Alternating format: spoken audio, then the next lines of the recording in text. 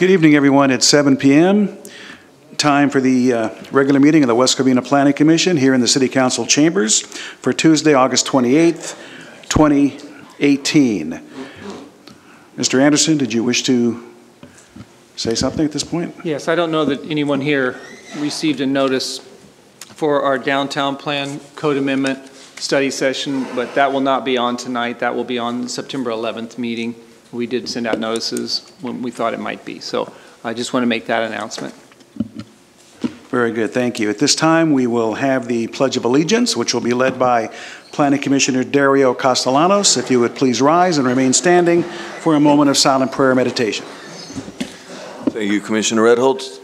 Please place your right hand over your heart. Ready, begin. I pledge allegiance to the flag of the United States of America and to the republic for which it stands, one nation, under God, indivisible, with liberty and justice for all.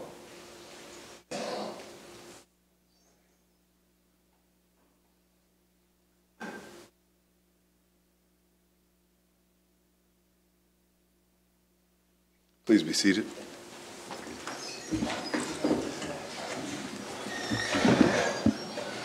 All right, Mr. Anderson, may we have a roll call, please? Commissioner Holtz. Here. Chairman Jimenez. Commissioner Hing. Here. Commissioner Castellanos. Here. Vice Chair Redholz. Here. Thank you. We'll move on to the agenda. First item is approval of minutes from our meeting of July 24. Are there any changes, amendments, or any corrections to that? Seeing none, they will be approved as presented. Next is oral communications. This is the time when any member of the public may speak to the Commission on any matter within the scope of duties assigned to the Commission relating to non-agendized or consent calendar items. Other matters included on this agenda may be addressed when that item is under consideration. For oral communications, the chairperson may impose reasonable limitations on public comments to assure an orderly and timely meeting. The Ralph M. Brown Act limits the Planning Commission and staff's ability to respond to public comments at this meeting. Thus, your comments may be agendized for a future meeting or referred to staff. The Commission may ask questions for clarification if desired at this time. The cards I have are for agenda items. Does anyone wish to address the Commission on a non-agenda item? Nope. Then we will move on to the next item. There are no public hearings scheduled for tonight, so we will move on to item number 2, which is a minor site plan review, number 18-09. The applicant is Bowler Corporation at 675 South Glendora Avenue. Mr. Director, who will be presenting the report on this item? Our planning intern, Baltazar Barrios, will be presenting that report. Thank you.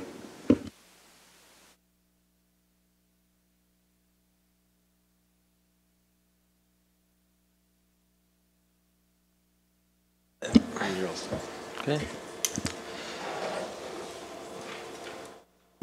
Good afternoon. I will be presenting the Planning Department staff report for minor site plan review -1809. The applicant is Bolero Corporation, and the location of the project is located at 675 South Glendora Avenue. A summary of the site. Currently, as I mentioned, the project is located at 675 South Glendora Avenue, and currently what's located on the property is a 57,500 square foot building. It is zoned as service commercial, and the current development for this building is Brunswick West Covina Lanes. Surrounding the site, to the north of the site is a single-family residential area. The St. Christopher Catholic Church is located there. To the south of the site is a single-family residential and neighborhood commercial areas with a preschool and other commercial businesses, along with single-family homes. To the east of it is multifamily residential, and is next to it is the Lafayette Park Apartments. West of it is service commercial with a public storage facility. So the applicant is proposing to repaint the exterior of an existing building located at the corner of Service Avenue and Glendora, which is the Brunswick West Covina lanes. The proposal includes changing the name of the facility from Brunswick West Covina lanes to Bolero West Covina. The new building colors will provide for a variety of shades that will accent the articulation in the facade of the building that will be consistent with the Bolero corporate color scheme. The exterior of the building will include a mixture of vibrant tone paint colors, including Sherwin-Williams Cherry Tomato, Rhino Liner Rhino Extreme Black, Sherwin-Williams Reflecting Pool, and Sherwin-Williams Sable. In summary, the proposed facade colors will accentuate the building and modernize the elevation of the buildings. Staff recommends the Planning Commission approve minor site plan review 18-09.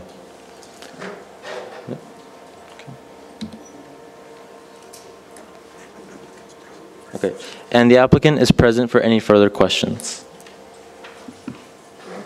Thank you very much for the staff report. Are there any questions of the Planning Commission, of staff at this point? No questions? Okay. Let's have the applicant come up, please. Jonathan Smith and Jeff, you guys are the applicants. Very good, thank you. Love to hear from you. All right.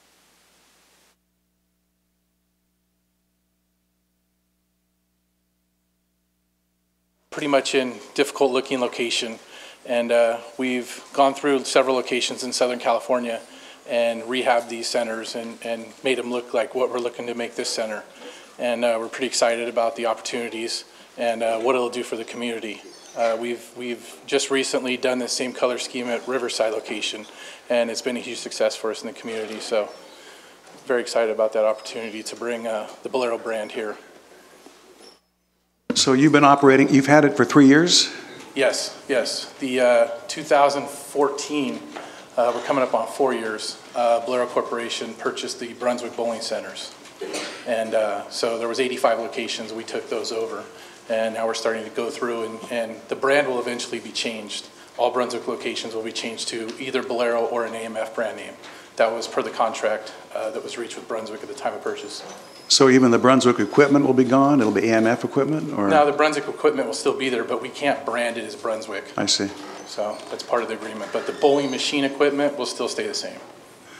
Okay, I was out there today, and I went inside, and you've got the, the Bolero name is, on the carpeting, and it's, are there any plans to freshen up the interior any more than it is, or? Not at this current No? moment, no. And what about the parking lot? The parking lot, we're gonna look into restriping the parking lot. Obviously, it needs to be restriped, and so that will be something that we were gonna move forward with. Okay. Any questions from the commission on the gentleman while they're at the mic?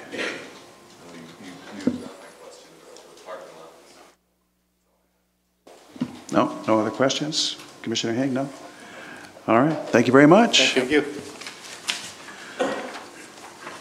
All right, staff have anything to add on this?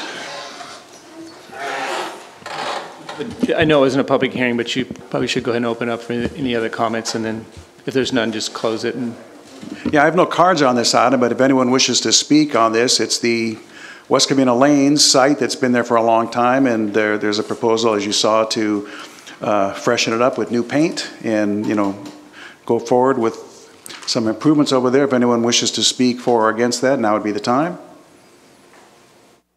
Seeing no one rise, I will close the, motion to approve by Commissioner Holtz. Is there a second? Yeah, I'll second that. I Okay, think the second. outside's going to look great. Okay. I too will be supporting the motion. I think the colors look great. If that's your corporate colors, they're excellent. That building's been kind of, hardly there, nondescript, and it won't be that way now. I think people drive by and go, what the heck is that? That looks great. Let's go check it out. So may we have a roll call, please, on the item? okay, and there's no resolution on this. It's just a simple pass. Commissioner Holtz. Aye. Commissioner Hing. Aye. Commissioner Castellanos. Aye. Vice Chair Redholz. Aye. Motion passes 4-0. Thank you very much. We'll look forward to the change in the building. Thank you.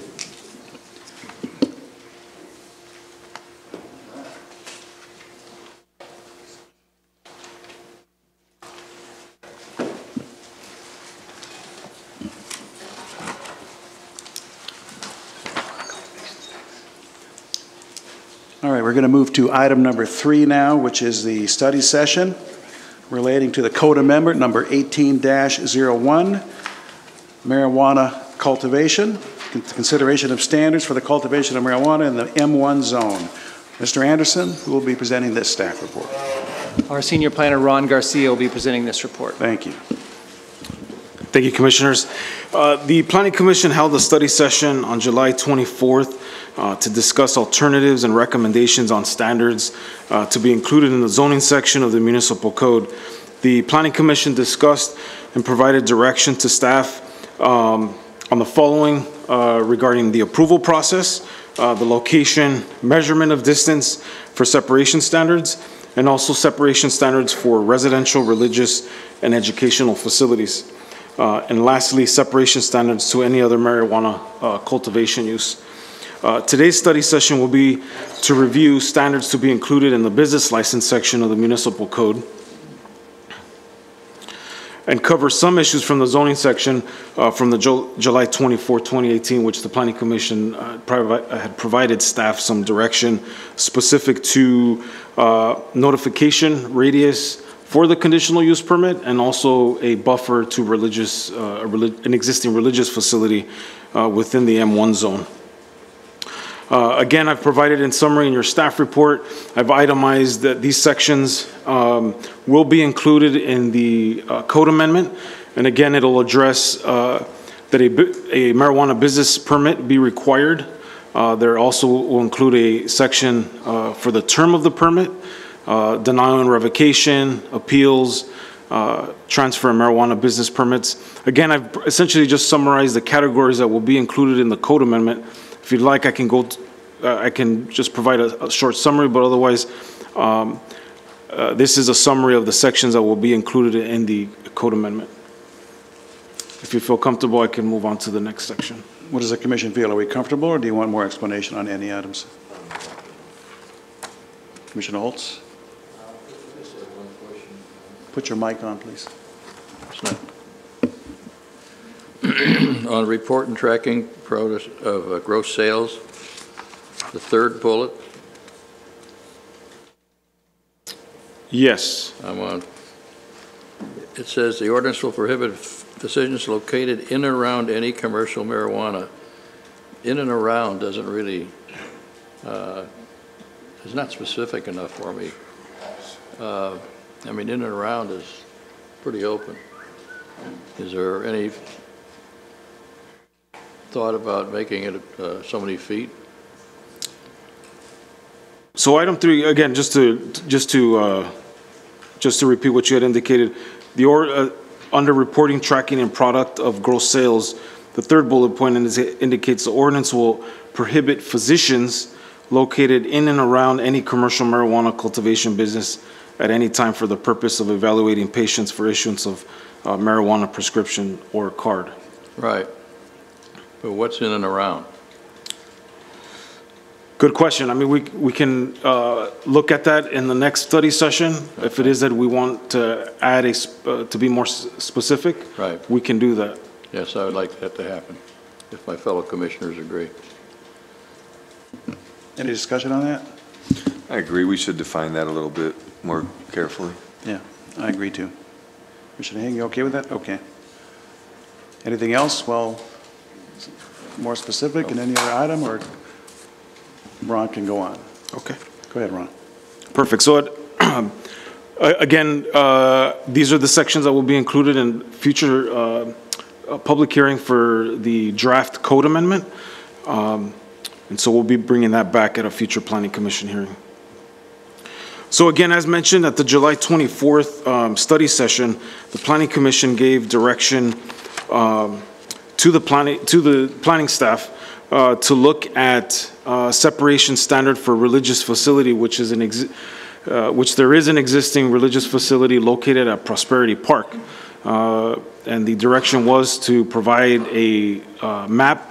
Staff has provided you with a little more clear map other than the overhead for you to review.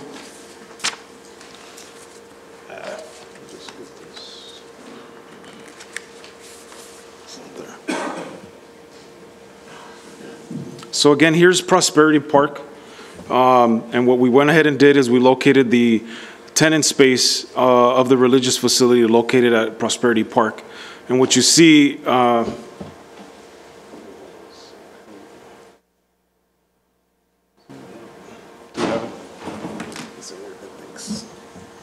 essentially this is a 100-foot buffer zone. So if you remember from the study session on the 24th, the commission agreed that the distance requirement would be to the main building.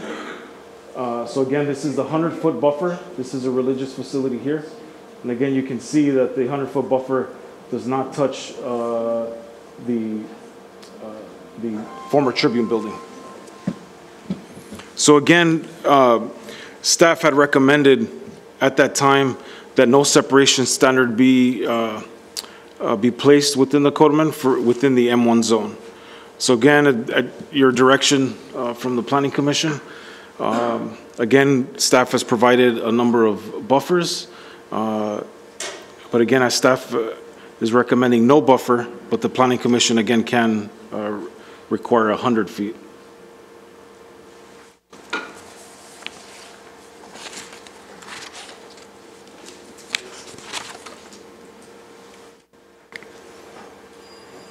Okay. And the second item that the Planning Commission gave direction to staff was to put together an aerial map showing a radius. And again, this is for notification for a conditional use permit for commercial marijuana cultivation.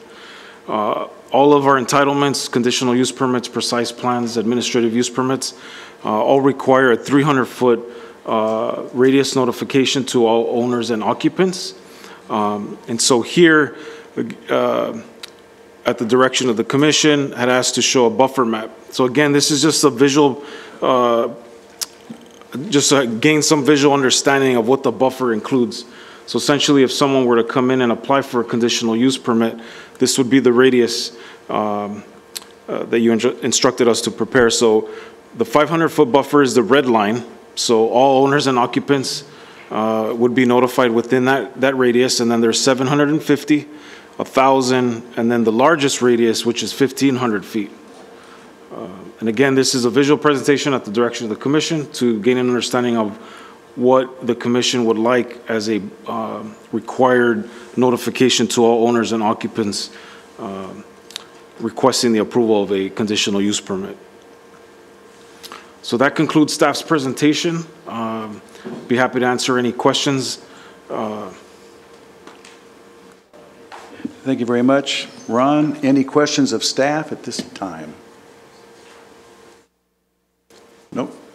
We're good? Okay. Actually, I have one. Oh, Commissioner Hing, go ahead, please. Ron, looking at this map, it seems like, I'm sorry, there's CUP radius Yes. map for the 500s to 1,500 buffer. It seems like residents who lives in West Covina, because this particular MJ zone is kind of zigzag. Majority of it is, I believe it's Baldwin Park. Correct, and then it's to the north, you have the city of Irwindale. And also it just depends on the radius, city of Irwindale. So we have a little strip to the south, to the south is predominantly West Covina resident. Correct. Okay, can you point to that area? Yeah. So To confirm this area here, that area? these are residential homes within the West Covina jurisdiction. And then you have Irwindale, and then you have Baldwin Park here, and then Irwindale on the north. And county unincorporated. Okay, thank you. Any other questions of staff? No? Okay.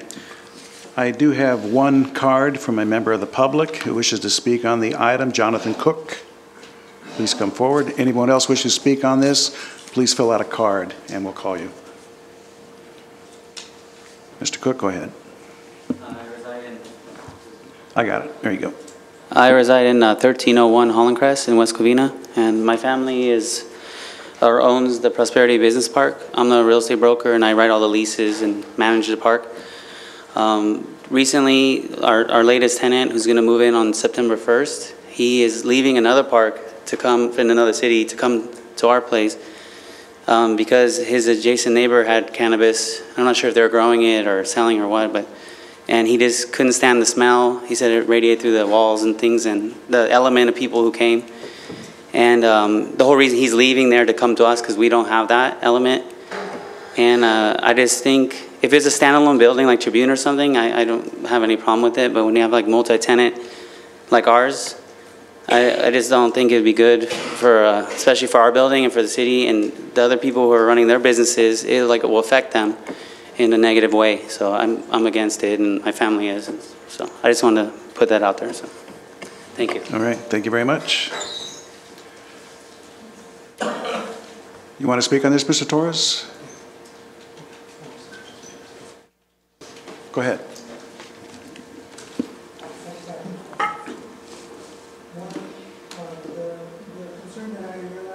And I think I've expressed in the past was the school nearby. I know that the marijuana locations are proposed well outside of that area, but my concern was the school notifications. I know that, I'm not sure how that works, but I know the school will be notified in that radius. And I'm not sure how the school district disperses those hearings and the dates to the parents. So I think I'll take the time to try to see if I could go to the school board meeting as well and find out. But I think that's something that you might want to communicate to the school board and to the school district and see how, because I'm not sure if they're even aware of it. And either of the parents are aware of it. Also, one discussion that hasn't taken place was the transporting of the marijuana. And I don't know when that discussion is going to take place, but my concern is I'm not sure where the primary routes will be, if they're going to be down Orange, through residential streets. I'm not sure the size of the trucks, if there's accidents and there's spillovers on the street, for example, near the school, and whether that matters or not. And I know that there's a distance requirement from the face of the building to the property line, but if they're going to be using a driveway for in and out access, that might be a consideration as well. So that's just another item. Last item, there hasn't been any discussion on Baldwin Park, and I think it's important to kind of identify all the locations that Baldwin Park has, just out of precaution to avoid like a cluster. I know that there's 2 right by the West Covina Mobile Park there, 2 or 3 locations, and also their routes, to at least look at what they're doing and discuss what, I guess, locations they have in the area. That's it. Thank you. Okay, thank you. Anyone else wish to speak on this item? Okay. We'll move on to commission discussion on this item. Anybody have any comments on it? Questions on it? Commissioner Holtz? Yeah, as far as the buffer, the area of the church, it's very unusual that a church would go into a location like this, but the church that we did approve that went in there has been in there for quite a while. And the 100-foot buffer is there already, correct, Ron, between the church and the property line of the... So this buffer shows, all this does, there's no existing buffer. So all this shows is a 100-foot buffer showing you what the distance is of 100 feet, showing you to the adjacent Tribune building. Right. So it is 100 feet already.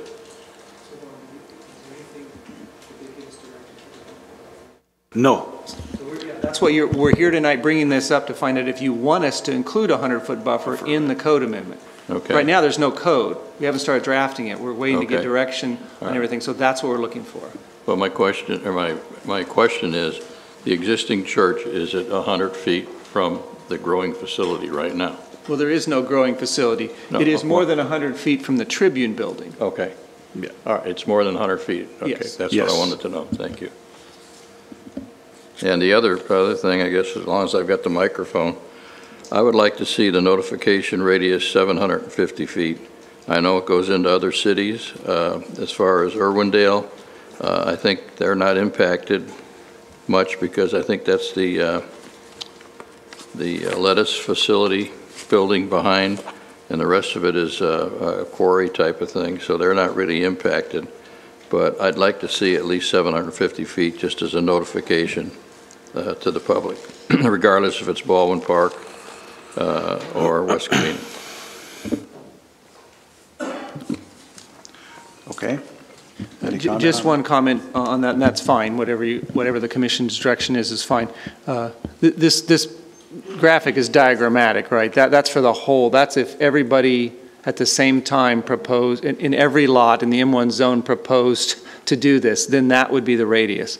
If it's just one lot, it's not going to be that big a radius, but it gives you an idea of the scale and the distance that's involved when you look at those. So it wouldn't be near this many, and depending on which side it's on, it might only notify people in Baldwin Park. In certain circumstances, it might notify people in a couple different jurisdictions, but it wouldn't ever be that big. I just want to make sure everyone's clear on that. But I understand that what Commissioner Holtz's suggestion is.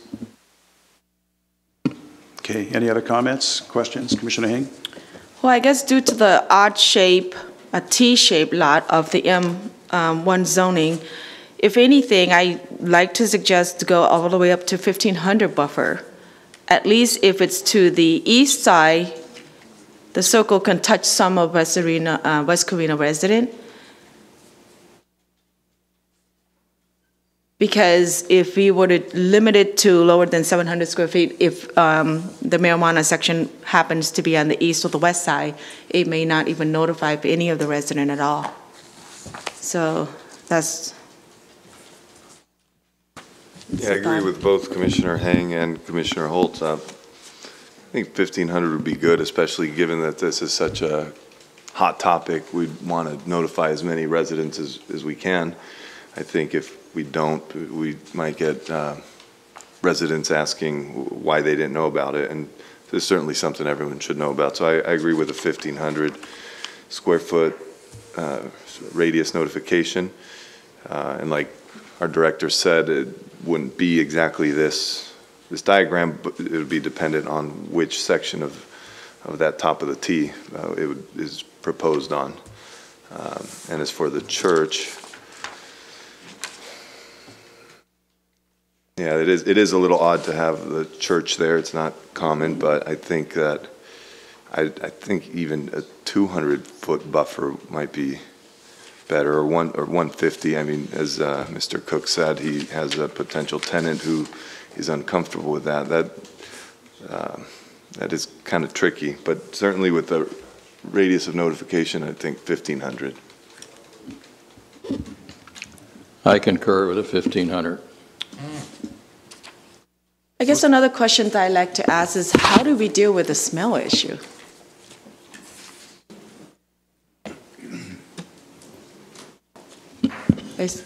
Commissioner Hang, if I can respond. There are various different ways that you can require odor control within a facility. There are filters and so forth that can be done. And, candidly, the distance radius is entirely up to you. You could have separation within the zone that allows for marijuana, one every 300 feet or 400 feet or 500 feet, whatever you choose. It is up to the commission to make recommendations to the city council. So odor control can be dealt with in a number of ways. It can be dealt with by location restrictions. It can also be dealt with by physical requirements for odor control, and those can be built into the CUP requirements. So they'd be mandated to keep odor at a minimum. Do we have any type of record or history of locations that are in business where there is an odor issue? Is this something that comes up? Do we know about that at all? I'm not personally aware of them. One of the issues, obviously, legalization of recreational marijuana is so new. Typically, large grow facilities occur currently out in the desert or up north in more rural counties. So we don't have a great deal of history in densely packed urban environments with grows. Just, as a personal aside, last year sometime, myself and a couple of council members visited a rather large cultivation facility in LA, in Canoga Park, actually. And even inside, you had no odor at all, and none to the outside at all. I mean, you wouldn't know what was even happening in there because of the very elaborate and expensive ventilation system that was installed there. There was nothing, no odor at all. So I don't know if that could be some sort of condition or restriction that would necessitate some type of ventilation system. I don't know if that could be something that could be added into it or not. It's very expensive. Yeah, Commissioner Redholz, you're free as a planning commission to recommend code amendments that deal specifically with requirements of ventilation systems. There's really no state law restriction on your ability to impose conditions upon them to keep the place odor-free. Okay. Now, is that something that would be part of this study session or something else that we... Commissioner Holtz, yes, actually, if you look at one of the items that were listed in the staff report, under the business license is page 5, bottom of page 5. It will include a condition that the operator install an odor control device to ensure that odors from marijuana are not detectable off-site. And to kind of just reiterate a little bit what Ron said, there's two sections. We're talking about two sections of the code, and we're drafting the code, but those sections will work independently of one another as well. Zoning is what you guys are doing tonight, and when you approve Bolero, you approved an entitlement. That's exactly the process we're talking about here. You'd look at that process, but you look at it once. It's one and done, and then it stays. It runs with the land. The business license, however, has to be renewed every year. So every year there'd be an inspection, there'd be some background checks done, and that is in the business license section. So if it were to come up after it started operating, there's still a control, there's a check that allows it to be addressed. Understood. I'm glad that's there. Glad that's there. Thank you very much for pointing that out. Any other comments? That was an earthquake. Whoa. We're experiencing an earthquake right now, folks. I think I'm going to pull the table down here. Do you have your attention now?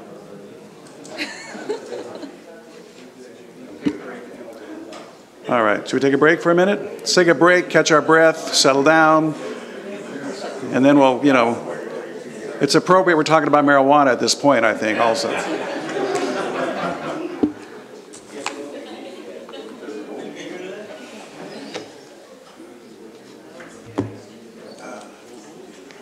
Thought it was just that chili dog, but I guess. Well, good thing it was weak. Yeah, I thought so too. It kind of had a big jolt. Yeah. It may have been stronger somewhere else. Maybe we might be far. Yeah. That woke everybody up. Yeah, that takes a while to get back.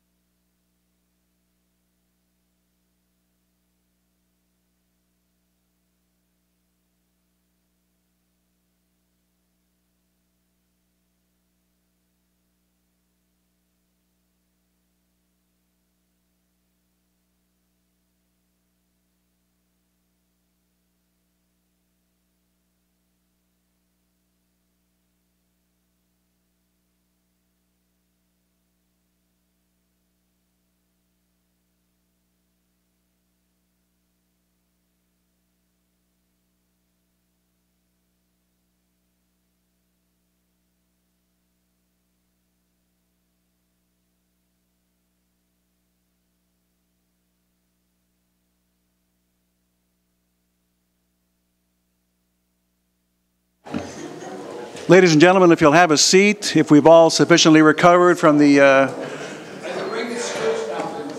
What's that? Oh. Thank you, Peanut Gallery, for the contribution. If you'll have a seat, we're going to continue on with the meeting. And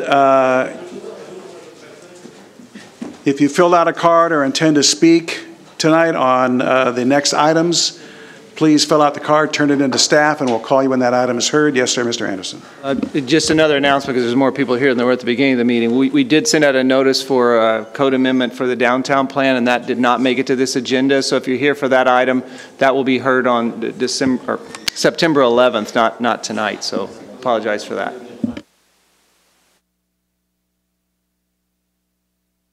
To get us back where we were discussing the two items before you on the buffer from the religious uses and the radius map notification. And I think it sounded like the commission was close to maybe consensus, at least on the radius. And so I think that might be good maybe to have a motion and see if you can come to a consensus on those things to give us direction on how to move forward with the preparation of the code amendment. Make a motion for 1,500-foot buffer. There's a motion for 1,500-foot buffer. Is there a second? I'll second that. All right. Is there any further discussion on that or any comment from? Just a clarification, we're talking about the radius notification, correct? Okay, there is a motion and a second. Roll call, please. Commissioner Holtz? Aye. Commissioner Hing? Aye. Commissioner Castellanos? Aye. Vice Chair Redholz? No. Motion passes 3-1. And then you have the second item, which is the buffer from a religious facility. So you want to take just discuss it, or? Well, we need direction if you want Okay. to. Right now, it's not included in there. Okay. But if you want it included in there, then we'd need a motion to do that. Okay, what's the commission's pleasure on that? Is there a motion? Well, the church is in there already. I can't imagine more churches going into that commercial property. But I think there's a big enough buffer there right now that's not going to impact anything, so I don't think it's necessary to have a 100-foot buffer. I agree with that. Any other discussion? None. Okay, so we're good on that. Okay. So we have direction on that. I think you've achieved what we'd hoped you'd achieved. So Okay, just let me just make a comment here. This planning commission was given specific direction by the city council to do what we're doing, to have a study session and to discuss these various issues regarding the licensing and the distances and all that. So that's what we're doing. We're going to have these type of study sessions and eventually come up with a completed plan to present to the city council, and it will be in their purview to finish it up. But we've been given direction to do that, and that's the purpose of these study sessions tonight. So if staff is comfortable with direction, we'll move on. Just to conclude and make sure everyone understands that's here for this item, that we'd be preparing an actual ordinance, a written ordinance that will be acted upon by the Planning Commission. There may be another study session, there may not be, there may just be a hearing, but whatever the case, there will be another presentation to the Planning Commission, and if you're on the e-notification list, that you will be notified. Okay, and before we wrap this up, I just received another speaker card on this item that someone would wish to address us. Soraya? If you would come forward, and we will hear you at this time.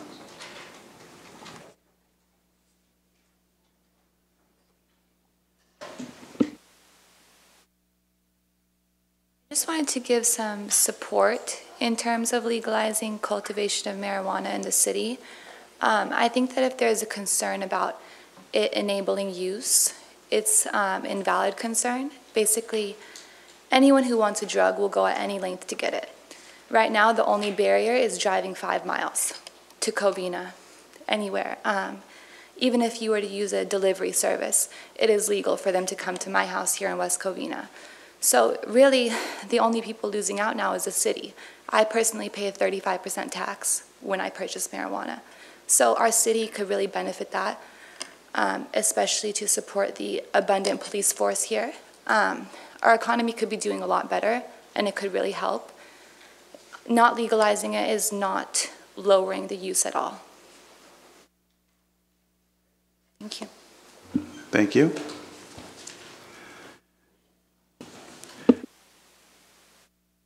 That will wrap up this particular item, and we will now move on to item number 4,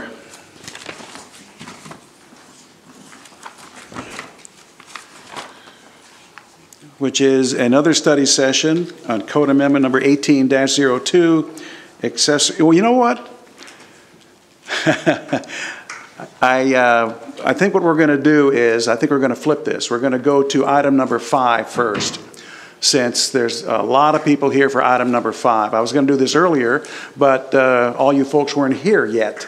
So I think now at this point, if my commissioners are in agreement, we will flip the order on the agenda and do item number 5 next, which is the request for the initiation of the code amendment for allowing the sales of alcoholic beverages at service stations. We'll do that item now, and we'll do item 4 afterwards, okay? So, Mr. Anderson, staff report please on this.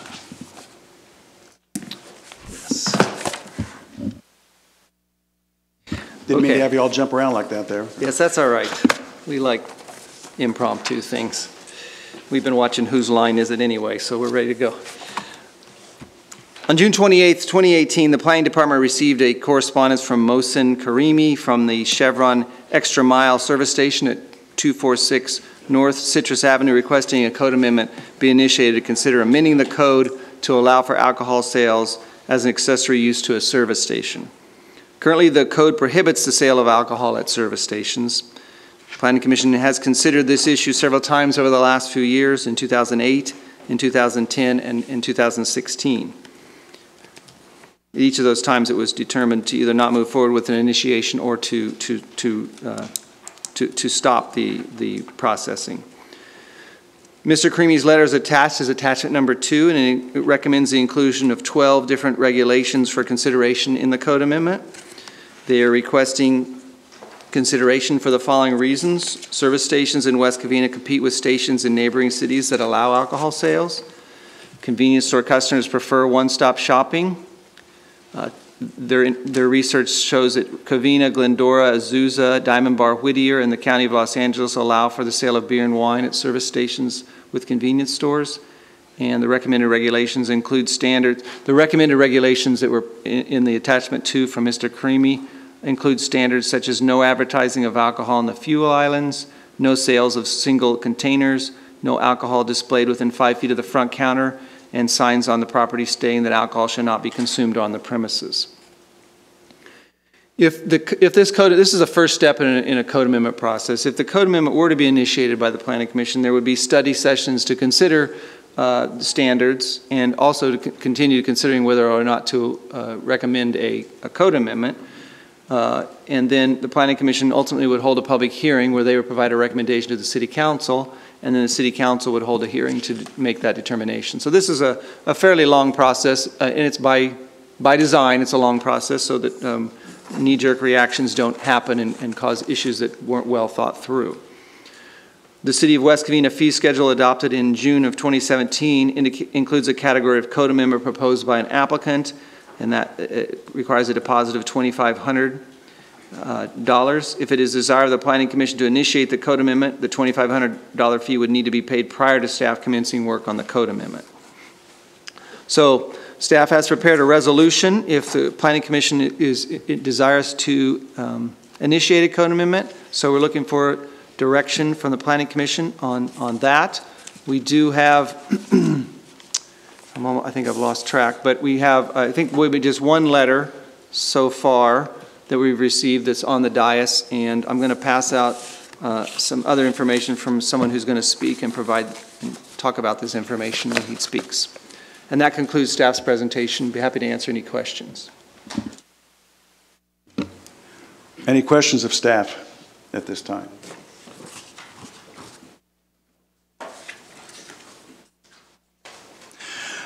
I have a question, and actually it was asked of me by a resident who's in the audience right there. He may ask it when he gets to the mic, I don't know, but I'm going to beat him to it.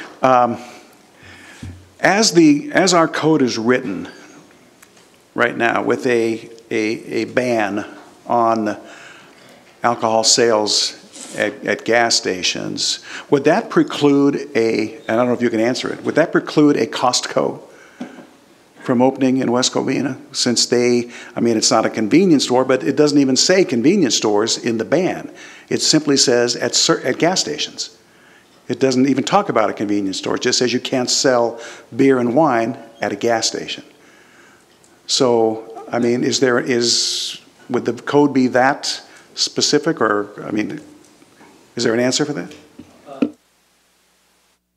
I think my gut reaction to that is that Costco is not a convenience store, and it's not a gas station. It might have an accessory use as a gas station, but it's generally in a different building, separated from the main building.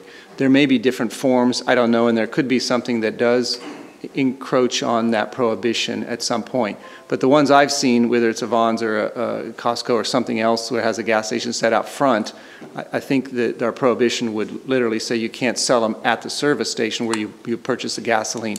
Doesn't mean you couldn't drive across the parking lot and do it.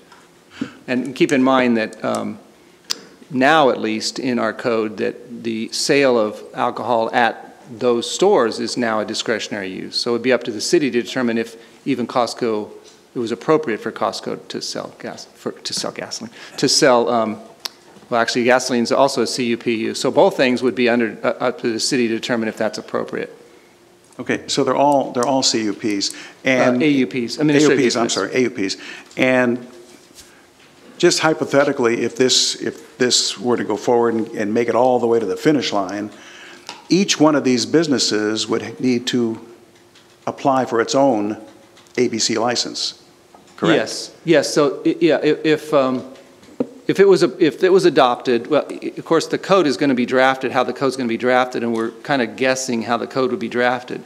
But I think that most cities require a conditional use permit for the sale of alcoholic beverages in a circumstance like that. So this city might choose to do that. They could also choose to require an administrative use permit, and they could choose to allow it by right.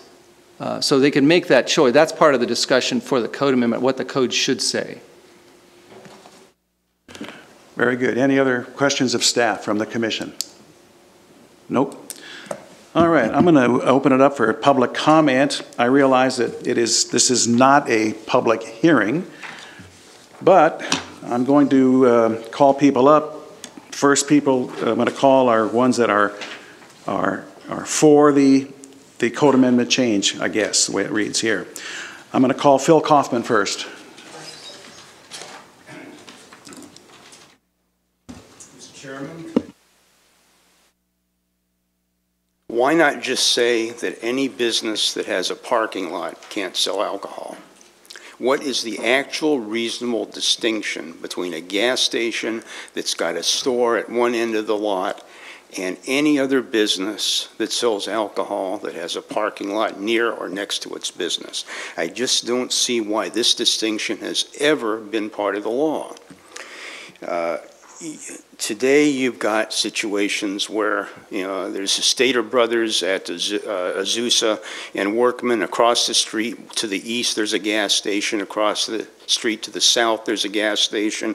The gas station that has brought this application is next door to Albertsons. People could have gone and gotten gas there, driven around the corner, walked around the corner, and gone into Albertsons to buy alcohol. I just don't see why this has been an issue. The staff report, as Mr. Anderson indicated, showed a few local cities that allow alcohol sales at gas stations, including Covina, Diamond Bar, Glendora, Azusa, Whittier, County of Los Angeles. Well, so do cities like Pomona and Pasadena and the city of Los Angeles with its 4 million people. And it's never really been an issue. In fact, the staff report, the proposed regulations in the staff report appear to be a duplicate, or pretty much a duplicate, of regulations, new regulations that were passed by the city of Los Angeles just last year. Further regulating something that's been in existence in that city of 4 million people for decades, if not since the city was founded, which is probably a likelihood. I'm a little bit confused now after some of the comments that Mr. Anderson made and Chairman Ritholtz about the distance between the store itself and the gas pumps and what is or isn't an actual gas station. I see a Costco, I go to Costco on Foothill Boulevard, and in the front there's gas pumps. There's about 50 gas pumps. And you walk inside and they've got every type of liquor and wine that you'd ever want to find. If that's not the type of thing that this ban or this prohibition is meant to outlaw, then I don't know what is. How, other than size, is that different from a Chevron station that might have a convenience store with one row of wine and beer, or a 7-Eleven that has gas pumps in front? How many 7-Elevens do we have in West Covina? 10 or something. None of them have, that I'm aware of, have gas pumps, but in other cities, 7-Elevens have gas pumps, and some of those have sell liquor. And you know, what's the distinction? I don't see where there's any type of a true definition if you're saying that Costco isn't a gas station, or maybe it is a gas station, or a Chevron is a gas station, but maybe a 7-Eleven isn't. I think you know, these are distinctions that people are struggling to make because there really is no distinction, and there's really no need for a prohibition like this. Again, as I said before, if the idea is that you can't drive to a store for some purpose and go into that store and buy alcohol, then prohibit any business of any type from having, that has a parking lot, from selling alcohol. Thank you, Mr. Kaufman.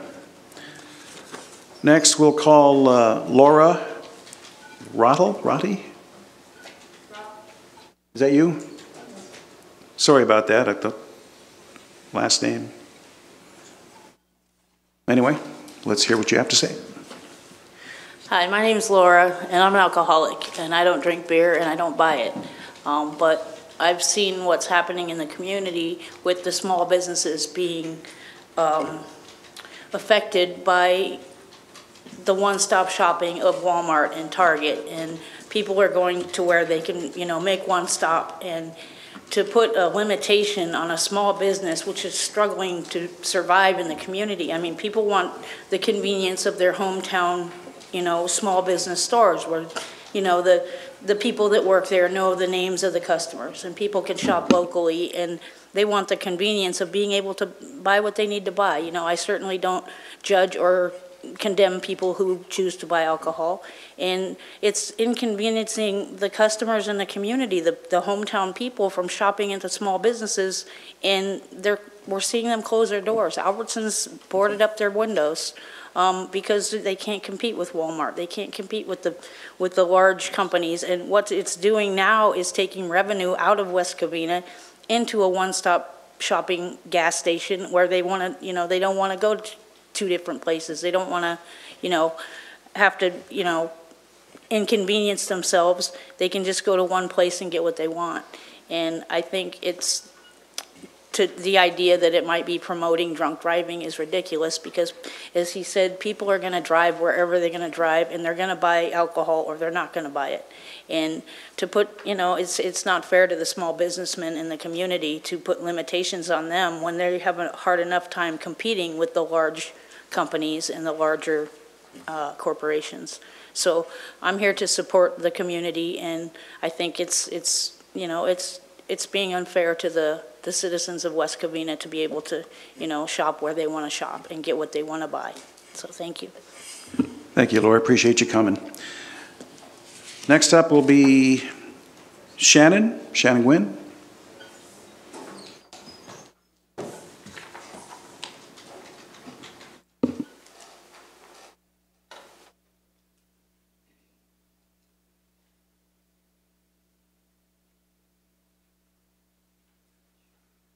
Hello, my name is Shannon Gwynn, and I just wanted to state 3 reasons why I support this.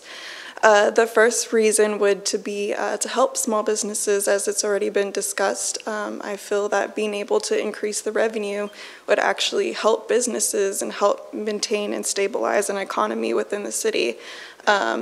The second reason would be, I believe that with the sales tax, it would actually benefit the city to bring in more money. And also, this is actually the first area I've lived in where you're not able to purchase everything at one stop at a gas station. So it's very inconvenient, and I wasn't even aware that it was like this until I moved to West Covina. So those would be my 3 supporting reasons why I'm in support of this. Thank you. Thank you very much, Shannon. Next up, Carlos Montefiore.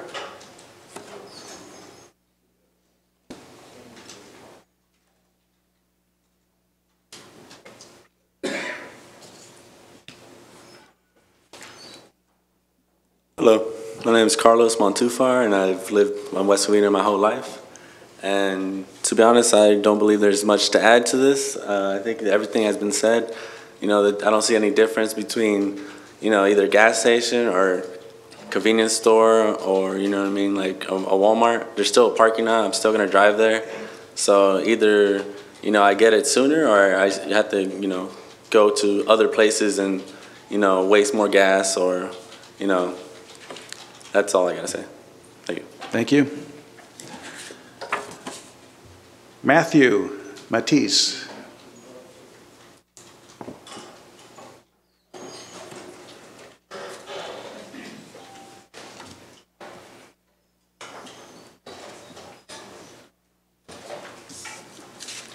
Hello, good evening. I'm for it. As the gentleman and the lady said about it, is revenue for West Covina business, more convenience for people. I don't see other gas station selling the beer and wine. Why not city of West Covina? Basically, for it. Thank you, sir. Brad Boland. Come on up, sir.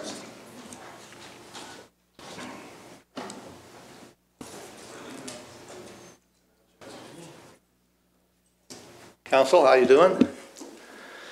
First of all, I'd like to say what you're doing with the LED lights and the corners are doing really well. I really appreciate that. I'd like to say that the location of the Chevron on Citrus and Workman is a prime location, and I think might be wise not only for this location that Covina would be well off maximizing where the product is being sold and the taxes are going to the city. So my thing is it's a very well managed station. Plus, not only is it a nice gas station, car wash, and all that, you have I'd almost consider it a small market. And you can go and get your banana and apple and whatever else. I think the alcohol being sold there is not going to change anything for the bad. I think it would be a good thing. And as a veteran, I fought for that. Thank you, sir, and thank you for your service. Christine Moore, please.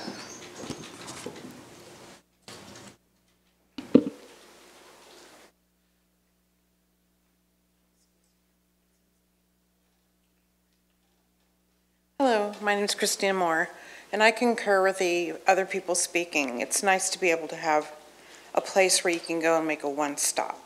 can wash my car there, I can get gasoline, I can go in and buy alcohol, and whatever else I need, it's a one-stop. And I agree, I don't understand, we need small business people to be able to also thrive like the big stores are thriving. Like, we don't not have Albertsons now, but I think that we should be able to allow them to be able to sell alcohol, and whoever comes in there and does it, but at least it's a one-stop. And then for me, it's convenient. I want to stop here and stop here and stop there. I just want to make one stop and get my car and go home.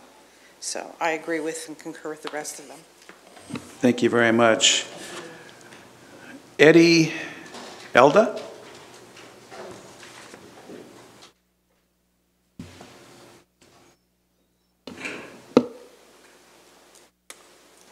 Yeah, I've lived in West Covina 43 years, and I've gassed up there for forever, it seems like. But, you know, when you go to stop and you get ice, or you're going home for a party or something, you want to pick up a six-pack of beer or something, you got to go make another stop. It just don't make sense. And there is a 7-Eleven on Garvey and a gas station on Garvey and the freeway. I don't know if they sell it in that one. But it's just, it doesn't make sense to go to more than one place. Especially, you know, you're just convenient. You got to go park someplace else, walk in, walk out. Now they've taken Albertsons away because they raised the rent. They couldn't, you know, they just moved on. So it just don't make sense not to have it. It's common sense. Thank you, sir.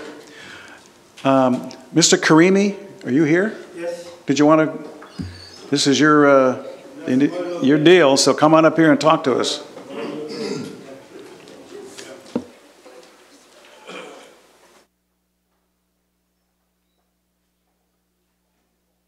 Hello, ladies and gentlemen. My name is Mohsen Karimi. I've been in West Covina since 1978. I've been running different gas stations and different locations. My prime location is 246 North Citrus. The only thing here, I'm here to service the people, and I have a very nice convenience store. I'm trying to get a beer and wine license to have more convenience for my customer. A lot of customers, like they say, they don't want to get out of the car. I mean, as soon as they get out of the car, they want to have one-stop shopping and go back to the car and go home. And if I'm pretty sure most of you guys see my location is very neat and clean and service the community for that location since 1976. But I'm here to see if we can people support me, then I can change the amendment and number to sell the beer and wine. If anything, I mean, whatever the city regulation is, has been obeying that, and I'm willing to obey that again, and all the way through. And I'm paying a lot of taxes to the city, if you believe it or not. Why don't you make it more? Thank you. Mr. Cream, I have one question for you. Years ago, you used to service vehicles there, correct? I still do. I have a Firestone and Bridgestone across the way. I have a 12-bay Firestone and Bridgestone across the street from Buffalo Wings, 2529 Workwood. Okay, yeah. So it's not at that site. Yeah. So how many years ago did you convert that? I opened that place 21 years ago. But since the Chevron station, they didn't want to have no more repair, I just transferred my customer from the gas station to the repair, to my repair shop, yeah. And how long have you operated the convenience store on that? That convenience store has been since 2000. 2009. It's been 10 to 10. The convenience store. Okay. Before was at service station, as and the mechanic shop. Right. And I've been serving West Covina for 38 years. I would like more support from you guys. Thank you all. Very good, thank you. Is there anyone else wishing to speak that's in favor of this? All right, well, this gentleman first, and then Mr. Kennedy will be after that.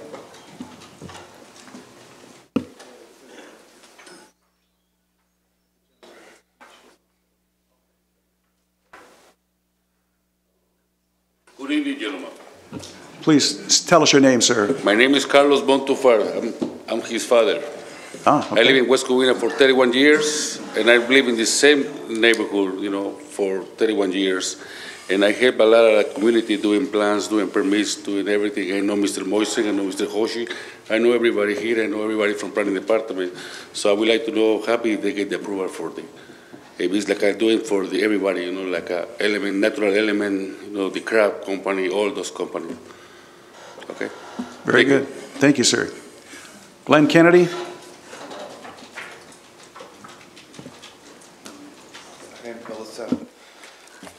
Glenn Kennedy, West Covina. I'll save all the crap. I'm for this. I'm pro-business. We need to support all our local businesses. You know, it's not fair that Albertsons gets to sell it or 7-Eleven gets to sell it, but this guy can't sell it. And I know this guy can't sell it. Okay, and so either they all can sell it or none of them can sell it. So I'm pro-business and I'm for this. Thank you, sir. Thank you very much. Yes, sir. Come on up, turn in the card, and go ahead and state your name right over here at the microphone. Yeah, I don't remember, man. I just came here to support, you know, regardless about the gas station not taking decision why they didn't get a license yet. And it been applying for years and years because it's, I don't know why. The thing is, you know, I do go to his place all the time for get a better service. Plus, it give me a coupon sometimes, you know, go service my car too, do all the change repair. It's a very fair place, you know, and a very comfortable area, you know. It's not, nobody do any bad things against the law anyways. It's so nice and quiet. And now they get a bad idea and don't have a license for having no liquor sales. I supported that. Thanks. Very good. Thank you, sir. Anyone else wish to speak in favor of this ordinance going forward? No? All right. Now we're going to change the tune. Forrest Wilkins.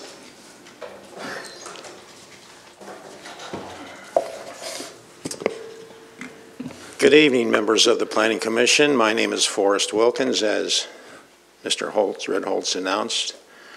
In October, my wife and I have lived in the same house in West Covina for 46 years. I'm a retired Los Angeles policeman. I spent 19 years in the south end of town, where there's multiple alcohol dispersing places, mostly liquor stores. The number one reason why I'm against this is because it'll be a very good convenience for gangbangers and alcoholics. They want to get a quick six-pack or whatever that is, and our spouses and our teenage kids are in there filling up their car with gasoline. They don't need to be dealing with alcoholics and gangbangers. So one of the questions is, well, what happens if they go to a liquor store? It's the same thing. Our spouses and our teenage drivers are not going to liquor stores to get gas. Now, if you want a little history, I can give you a summation of it. It was back in 1985 when the state legislature passed a business and professional code that you could sell alcohol at convenience stores and gas stations. However, if there was a local municipal code preventing it, it would not override that municipal code. This topic has been in the public square for about 10 years. Commissioner Red Holtz, I think you might remember that, and I think Commissioner Holtz was on the Planning Commission at that time. It was discussed, and it went, I think there was 2 hearings on it, and it came back not in favor of anything. At one point, the City Council discussed it, and it was tabled after a 4-0 because one person wasn't there at that time. At that time, myself and other people in the community circulated a petition. At that time, I presented to the City Council. 767 people did not want the law changed. You know, it was, I think in the 70s and 80s, every time you entered the city of West Covina, there used to be a big, like a sunflower sign that said, West Covina, headquarters city for the East San Gabriel Valley. We don't see that anymore. But that set West Covina apart from the other cities here in the San Gabriel Valley. Just because Whittier, that's real close, right? Just because Whittier can sell alcohol in their gas stations, that's a good reason why West Covina should change the law, right? No. Back then, 767 people signed the petition they don't want alcohol in gas stations. And the number one reason is they don't want their spouses and they don't want their teenage kids to be confronted by alcoholics and gangbangers. It's open and shut case. 767 people signed that petition back then. And if this moves forward, I'm sure we're going to have another petition, and there'll be a lot more people that sign it. It just doesn't make any sense.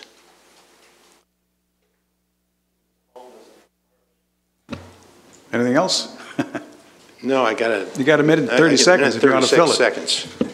But like I said, I emphasize this has been in the public square for about 10 years. Every time it hasn't gone anywhere, and I'm sure the citizens of West Covina don't want it.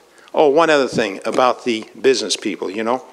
The people that own the gas stations, why didn't they know when they purchased their business here in West Covina, they had a municipal code ordinance presenting it, you know. Now they want to come and change the law.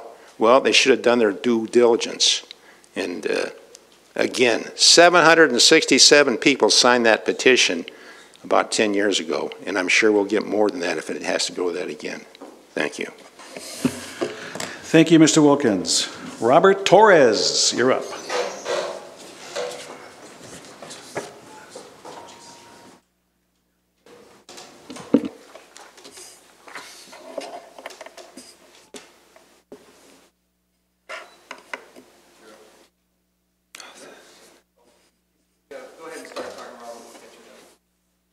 Oh, well, I kind of have to go along. Well, okay, I'll try to jump back to it. Okay. Okay, so I made a little quick presentation. This was a report done by the Department of Public Health, the LA County Department of Public Health. Communities with higher densities of on-site and off-site alcohol are 4 times more likely to have an increased rate of alcohol-related crashes, 5 times more likely to have increased rates of alcohol-related deaths, and 10 times more likely to have increased rates of crime. And that was from a comprehensive study done by the Department of Public Health for LA County. If you look at the next slide, I won't talk on the next slide. This is a snippet from that report. If you go to the next slide, this is a summary of that snippet. I just wanted to show you where I was getting it from. These are 2013. I failed to put that up there, but these are 2013 statistics which were used in this report. Alcohol was involved in an estimated 4,000 motor vehicle crashes, 6,000 motor vehicle injuries, nearly 250 motor fatalities, 63,000 emergency room visits, 56,000 hospitalizations, and 2,800 deaths in LA County. Next slide. Yeah, that's in county. Drinking among youth and adults is strongly influenced by environmental and structural factors such as alcohol access and availability. That was one of the findings in the report. Cities with higher outlet density and alcohol outlet density were more likely to have higher rates of violent crimes, alcohol-related emergency room visits, and alcohol-related hospitalization, even after accounting for economic hardship, which kind of disproved that poorer communities are more affected than wealthier communities. High alcohol density can increase alcohol consumption and its consequences by increasing local availability of alcohol, reducing alcohol prices due to retailer competition, and establishing and reinforcing drinking behavior norms. So the next slide is of West Covina. In West Covina, we have 21 census tracts. ABC recommends that we have, within those census tracts, 58 licenses, and we currently have 62. And I shouldn't say currently. These are from 2016 when the report was done. I counted personally, there may be plus or minus, but 20 gas stations within West Covina. So by allowing alcohol at gas stations, you will be putting us in a detrimental overconcentration of alcohol outlets. So I kind of agree with the business perspective, profit and competition, but I think that it shouldn't be at the cost of public safety. We want businesses to make revenue, but not at the cost of public safety. And if you look at the next slide, those numbers I put in a graph. The blue is what ABC recommends. The yellow is what we have now. And if we allow gas stations to sell alcohol, which would be around 20 more outlets, that would result in a really put us in the red in the sense that we would be more prone to all those negative impacts that I mentioned previously. So, and to touch more, competition is a good thing, but like the report says, more competition results in lower prices. So there was a study, in this study they showed that when the prices of alcohol were lower, they were more likely to be purchased by, generally in poorer communities.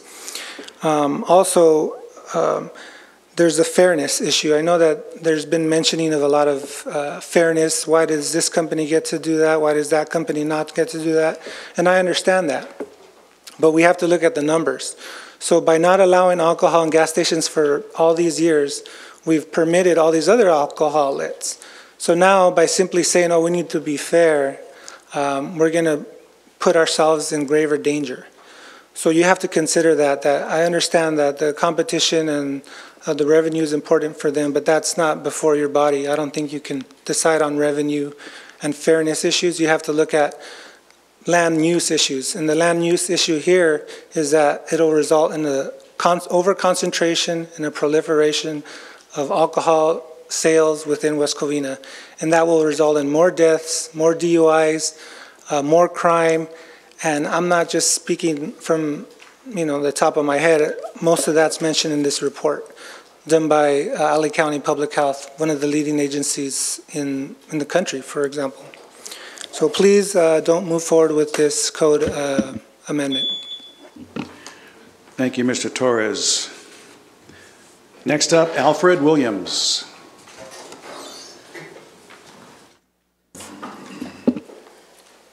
Good evening. My name is Alfred Williams, 40 plus residents of West Covina. And as Mr. Wilkins brought up, that we had went out and got, at least he did, get a lot of signatures. That this has come up quite a few times.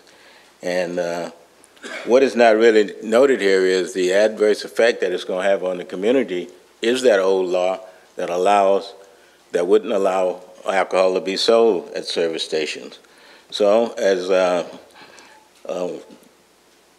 we are going to increase the density of sales to available to people, and as the gentleman just brought up, there's 20 more places that you can buy alcohol.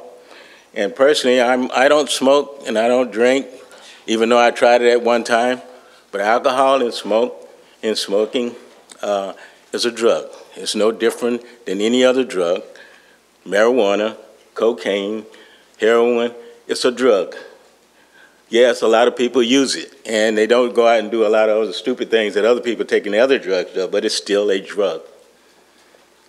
So if you're going to allow alcohol to be sold at service stations, why not just let we start selling marijuana at our service stations?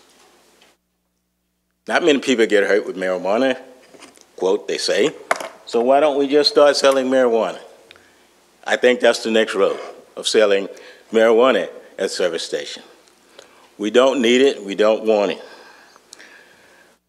And we can't forget that the grandfather clause that we're in is what has stopped the sale of alcohol within West Covina. Once you get rid of that grandfather clause, there is no reason our planning commission can stop the other 20 stations from doing it. And people say, well, it's bringing in tax revenue. Marijuana is going to bring in tax revenue, probably 10 times as much as selling alcohol. So why not, again, sell marijuana? I mean, why does all of a sudden we need this sale of alcohol at service stations? I don't understand it. Most service stations, you get a one-stop thing. It's a convenience. We're becoming a convenience world. We want everything right where we can put our hands on it. Again, why not all the other things that are bad for us? Why not put them at service stations also? We can just get everything there. And gasoline will always be sold As long as the automobiles use gasoline, a gasoline station is not going out of business because it can't get customers. Gasoline is the drug for automobile. It will constantly be there until we find another energy source. So I think this sale of of alcohol at service stations, changing the code to accommodate them is totally wrong. Thank you. Thank you. Mr. Sykes?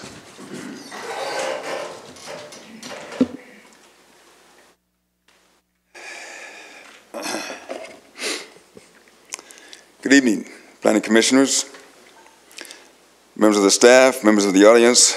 I'm Frederick Sykes, 40-year resident of West Covina, retired deputy sheriff, also former mayor of West Covina.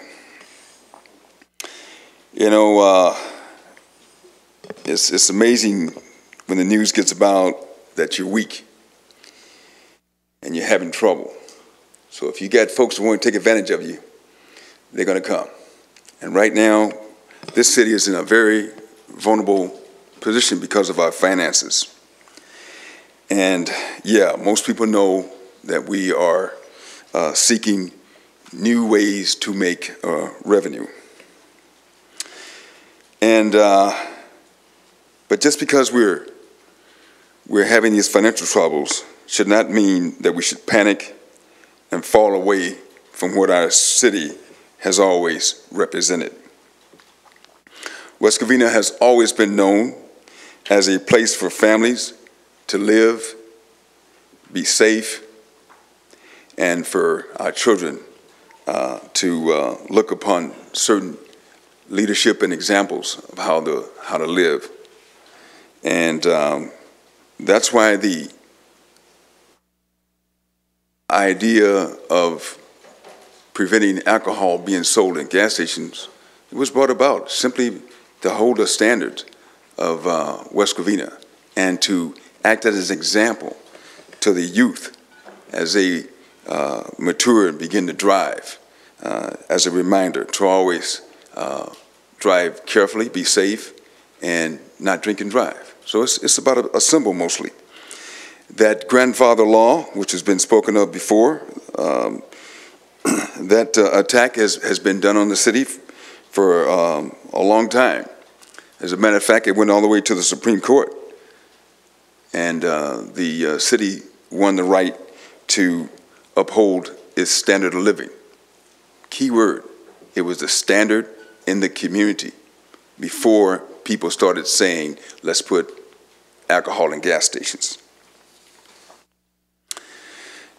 And we also need to remember that not all money is good money. When I moved here in 1978, things were still bustling and growing in the area where I live, south of the BKK dump. But that dump presented quite a problem. It had an atrocious, powerful smell. And most of us didn't know that not only the smell and so forth of the dump was pretty offensive, but now we know that there's toxic waste that's there. But the reason why that dump is there was the money.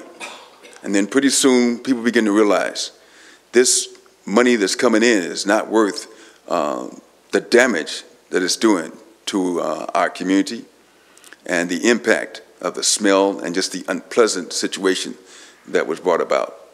So again, not all money is good money. And so I hope that we can go forward and keep in mind that, again, we are mostly mature adults here, but we have a lot of children that come behind us and observe and watch. The area where I grew up in, very violent place. It had liquor stores and places where you could buy drugs and so forth on every corner. And it had very limited open green spaces.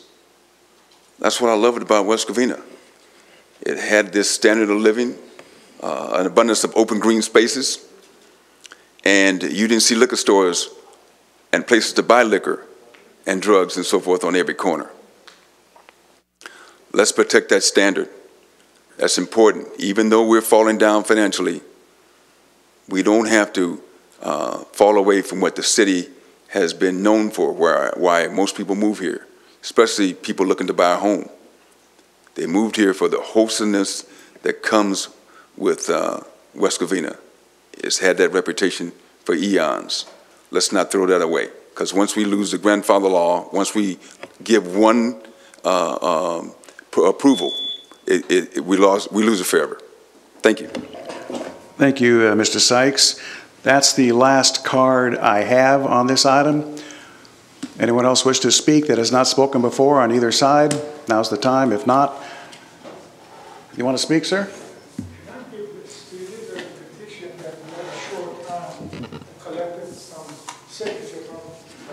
He should come up and introduce himself. Coming up to the mic, sir, and tell us who you are. My name is Doesn't matter. Hushiyar Billy, and these are the petitions that we had. You know, so we had a short time. We had people to sign for convenience store gas station sell beer and wine. I just brought it here so y'all can look at it. It's a petition that they have signatures that are in. All the customers. I'm sorry. That's all right. That are in favor of the proposal, the ordinance. Yeah. Anything else? And these are just a regular customer. When they come in, we'll ask them, this is where we're going to go today. If you're all for it, please put your name, address, and sign it for us. Okay. And you operate a station in town? Okay. Where's your station? It is the same. Oh, the same one. Also Oh, it's the same. I got you. Yeah, I work there, yeah. Okay. And again, I appreciate if you all let us to go to the second step for this. And as you all know, we are no different. We are much smaller than Costco or Sam's Club or, you know, other counties that they're selling them. We are just smaller. The system is the same. Gas station, gas station. Costco has gas. Sam's has gas. They all can go get their gas, go inside, get their beer. Our parking lot is the same way. It's just a smaller unit. That's all I'm asking. You know, for us to let sell beer and wine, just like big companies. Appreciate it. Thank you. Thank you, sir. All right, that is the last. One other comment. Beer and wine. No, we're done. We're done. We're done. Okay. Staff have any comments on this, or just? No, just to be clear, that this has been in the, I think this has been in the code forever in West Covina. I don't think there was ever a time West Covina allowed alcohol sales at service stations. That's why there aren't any. So it's not, this isn't something that is staff driven. It's historical. All of us bought into that situation or were hired into that situation. So staff's not taking a stand one way or the other. We're just sitting here providing information. The job of the Planning Commission tonight would be to determine if they want to initiate a code amendment. We have a resolution available if you'd like to do that, and I have a resolution number if you get to that point. Right, thank you. I have a question of staff, if I may. Oh, you have a question? Sure. Yeah, I just wanted, for point of clarification, are we talking about a code amendment for just beer and wine in service stations, or all alcohol? Because it says in here alcohol. Well, they could request what they want to request, and the Planning Commission can recommend what the Planning Commission wants to recommend. So in the letter, they do say to allow beer and wine in conjunction with the sales. And if it was, I don't know that it was, we put that in the reso, but we could add that if you wanted to. Because in the description of the application, it said amending the municipal code to allow alcohol sales. Doesn't say just beer and wine, so that's why that's staff's writing. I do caution a little bit here. We're not drafting a code here tonight. The question is, do you want to go forward? And I would usually suggest you leave the initiation resolution kind of open because you want to be able to make decisions as you go forward. But I understand your point, and if that is the desire of the Planning Commission to initiate to say just beer and wine, then you can do that. It's your resolution. It's not theirs, it's not ours, it's your resolution. Okay, so it's open to us. Okay, yes. Thank you. Any other questions of staff by the commission? Nope. All right. I'm going to perhaps break tradition a little bit, and I'm going to make some comments to start it off, and then I'd like to hear from my fellow commissioners. Mr. Wilkins is correct. This has been in front of us. This is the third time, I believe, that I've dealt with it on this commission. And I look at it as a pro-West Covina business proposition. We have a business person that has been operating a business in West Covina for decades. And the business climate has changed over the years. You know, the comment was made, why didn't they know about this when they went into business? Well, back then, they were operating service bays. They weren't operating convenience stores. They were selling gas and repairing vehicles. That's what they did. They had no intention in those days, 30, 40 years ago, of selling groceries and, you know, whatever else you can get. It just wasn't the way then. You also had a lot more supermarkets in those days. A lot. There were supermarkets and gas stations everywhere, but the gas stations not only sold you gas, they repaired your car.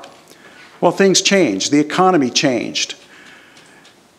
And we have to realize that back then, too, gas was, 29 cents a gallon, okay? Gas is now, heading towards $4 a gallon again. But we have to remember that the service station dealer is making pennies on that gallon of gas. Pennies, okay? So, they're in business. They're in business to make a living. You can call it a profit, whatever you want. They're in business to make a living. They've got families to feed and kids to raise, just like everybody else. When you're operating service bays and you're paying mechanics, mechanics don't work for $10, $12 an hour. In those days, mechanics work $20, $25 an hour. Okay? So the decision was made many years ago by a lot of service station operators, and now it's really gas station operators. They're not really servicing your car. But it's a lot more cost effective for them to initially spend the money to get rid of the service bays and all the EPA requirements that go along with that, and put in a convenience store and pay people less of an hourly wage to, ring up your gas or ring up your potato chips and whatever else you're buying in there. So it's a cost-effective deal for them. And again, I'm approaching it for West Covina businesses. Tonight we're looking to see if we want to go forward with this. We have a business that's asked us as decision makers for this city to consider it.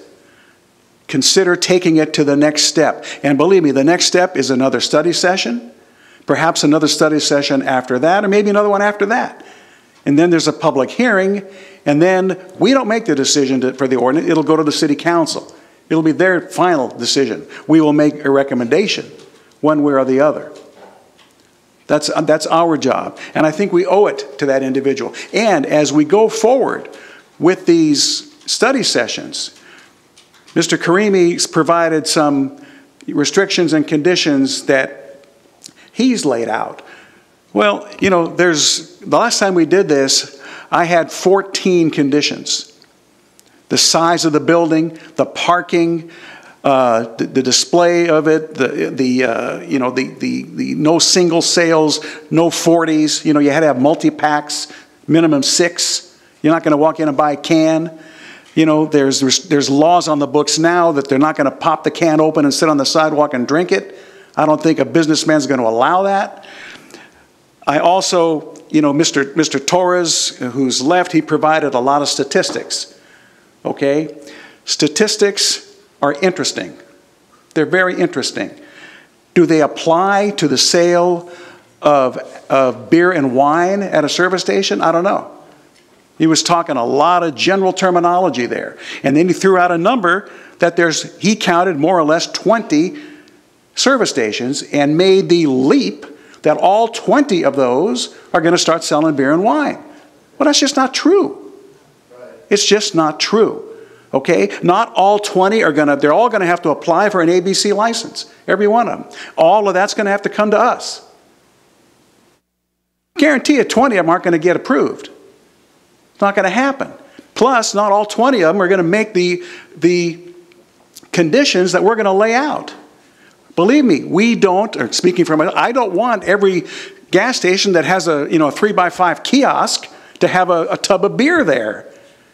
It's not going to happen.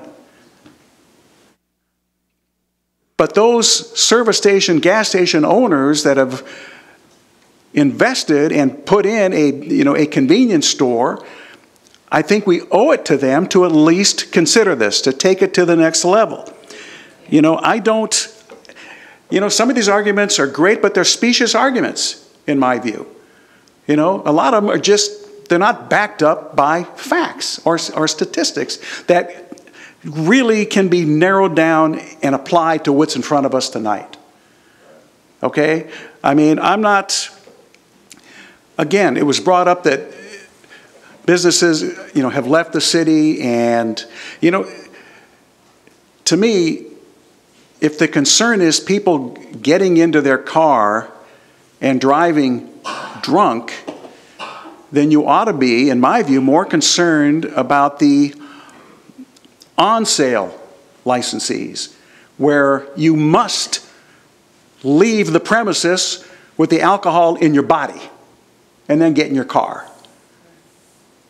You go into a restaurant, you go into a tavern or a bar, you can't leave with the liquor. You've got to leave with it in your body and then get in your car and drive. In these locations, you have to leave with it in the sealed container and put it in your car.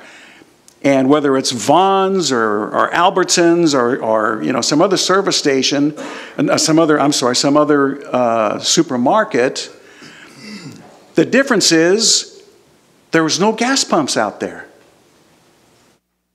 I don't get that. I just don't get it. And if that's the argument, then, ought to be yelling at Vons too. So that, I think we owe it. Again, if you're pro-West Covina business, if your mantra is shop local, shop West Covina, support West Covina, the minimum we should do is consider it. Take it to the next level, get a more complete, fuller staff report, get input from the public again and from the commission to how we want to regulate it, restrict it, and condition it. And by the way, the last time this was in front of us, I don't know if Mr. Wilkins remembers this, there were 14 conditions. Actually, there were 15. The 15th condition was, there shall be no variances issued. That was number 15. In other words, you're not going to come in and say, well, I got the right size building, but I don't have the parking. Well, I got this, but I don't have that. No, we're not going to cherry pick the conditions. You either make them all or you don't get it. No variances, and that's illegal. It's perfectly legal. We can do that. We can add that as a condition, no variances. So not every one of these stations, and there's been conversions. We approved 2 or 3 on this commission over the last few years that got rid of the car wash, put up a C-store. Got rid of the service base, put up a C-store. Okay? It's happening because it's more cost effective that way. But to say that 20 overnight are going to start selling beer and wine ain't going to happen. And we could also, as the director indicated, and Mr. Commissioner Holtz proposed, we can limit it to beer and wine. We can also limit the sales perhaps to stop it at 10 o'clock. There's a lot of things we could do to mitigate concerns. But I think it's in the best interest of our businesses to compete. It's one-stop shopping. I think we owe it to them to at least go to the next level. And that's my comments, and I'm willing to listen to my other commissioners. Your 5 minutes are up.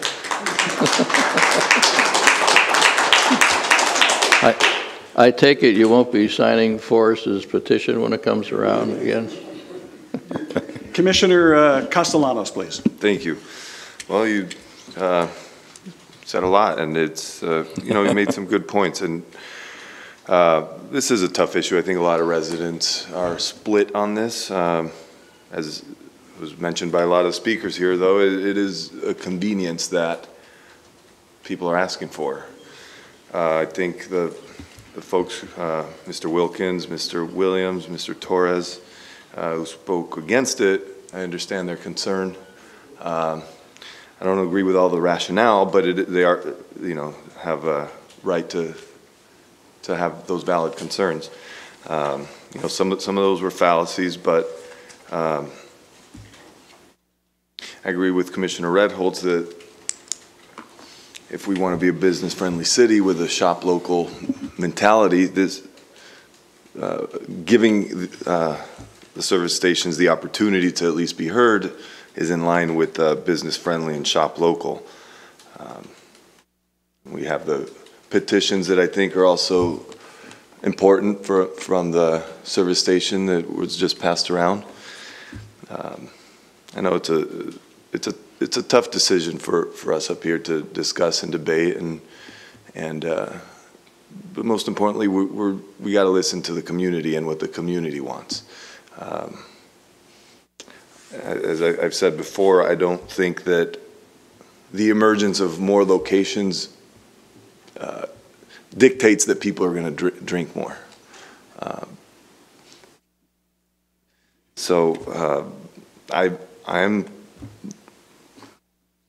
I'm with Commissioner Redholz on being a business-friendly city and at least initiating the code amendment for further study sessions to see what the community wants. Thank you. Thank you. I'm going to go ahead and make a motion. We can discuss the motion if there's a second. I'm going to go ahead and make a motion to move this forward for consideration. I'd like to have... Well, you can discuss the motion if you like. Well, I want to discuss before the motion's made. Okay, go ahead. Okay. I guess I'm a little bit prejudiced because I had 30 years in law enforcement, and I will tell you that the majority of accidents that I was involved in or investigating and all that, usually some type of drug and mostly alcohol was involved. I think personally we've got enough locations in the city right now that we don't need more. And the other thing, and we're talking about Costco, that's a totally different thing. That's oranges and apples. I've never seen anybody go into a Costco or a Sam's Club. You have to be a member, number one, with a membership card. Then you've got to go in, and then you got to go way in the back and pick up your liquor, and then go stand in real long lines to go through the cashier, and then walk out to your car, wherever it's parked in a big parking lot. And then if you want gas, either before or after, it's 1,000 feet over, you know, past that. So I'm not even considering the Costco, Sam's Club type of thing. The main thing I'm concerned about is when we say alcohol. And I really am not totally against beer and wine, but when you say all alcohol, I'm absolutely against it.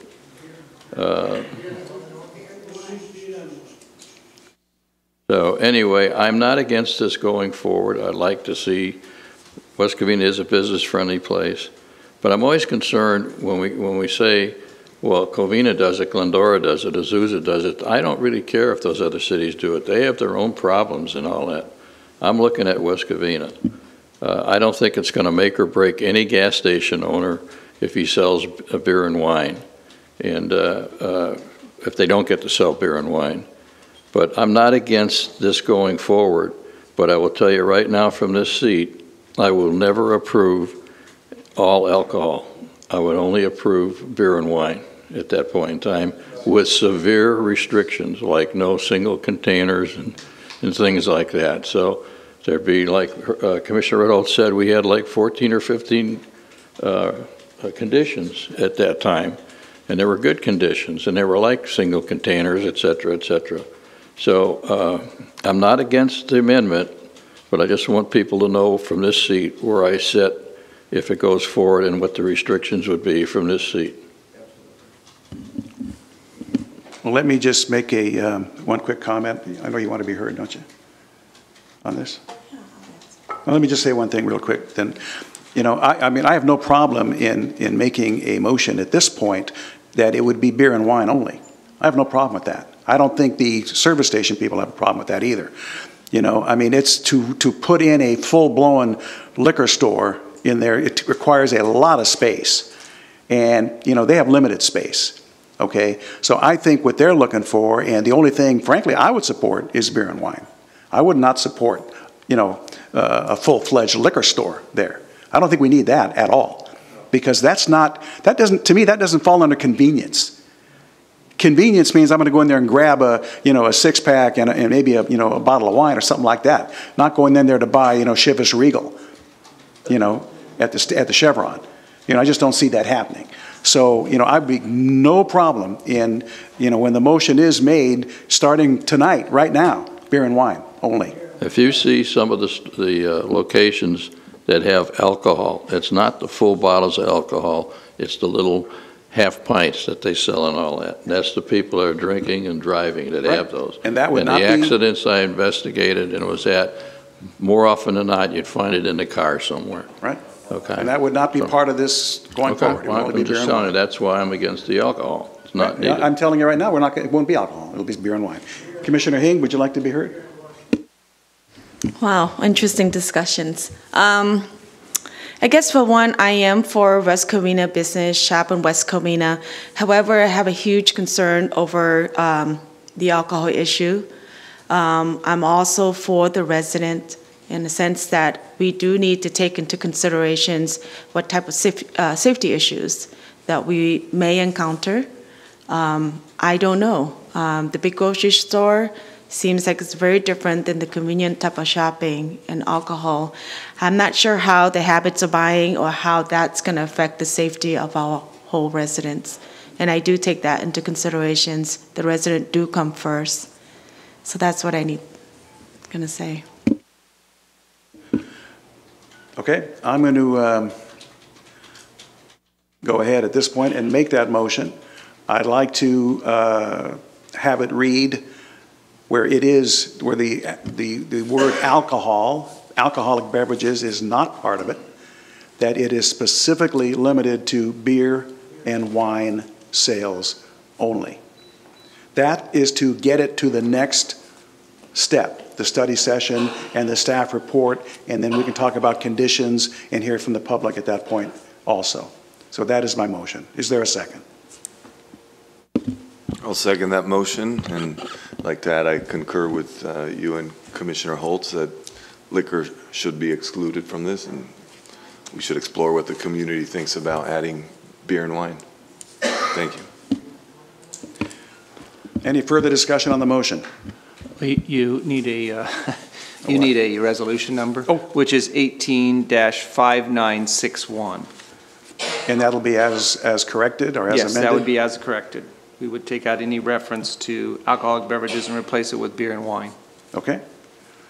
Sounds good. So that's the motion. We have a second. May we have a roll call, please? Commissioner Holtz. Aye. Commissioner Hing. Commissioner Sheena. Commissioner Castellanos. Aye. Vice Chair Redholz. Aye. So that's a 4-0. You said aye. Okay. 4-0 to pass it. Thank you very much. Thank you, everyone, for coming. And there'll be... This is just step one, okay? So don't pop the champagne yet. So thank you for coming, everyone.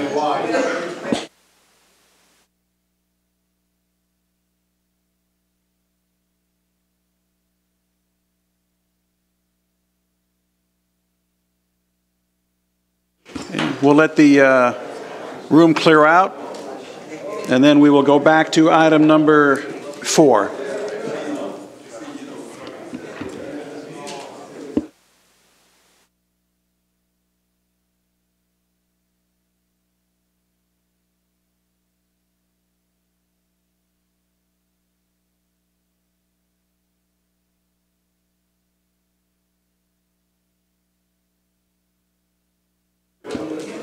Folks, if you would mind taking the conversation outside, we'd appreciate it so we can continue on with the meeting. Thank you. Thank you guys very much. Thank you.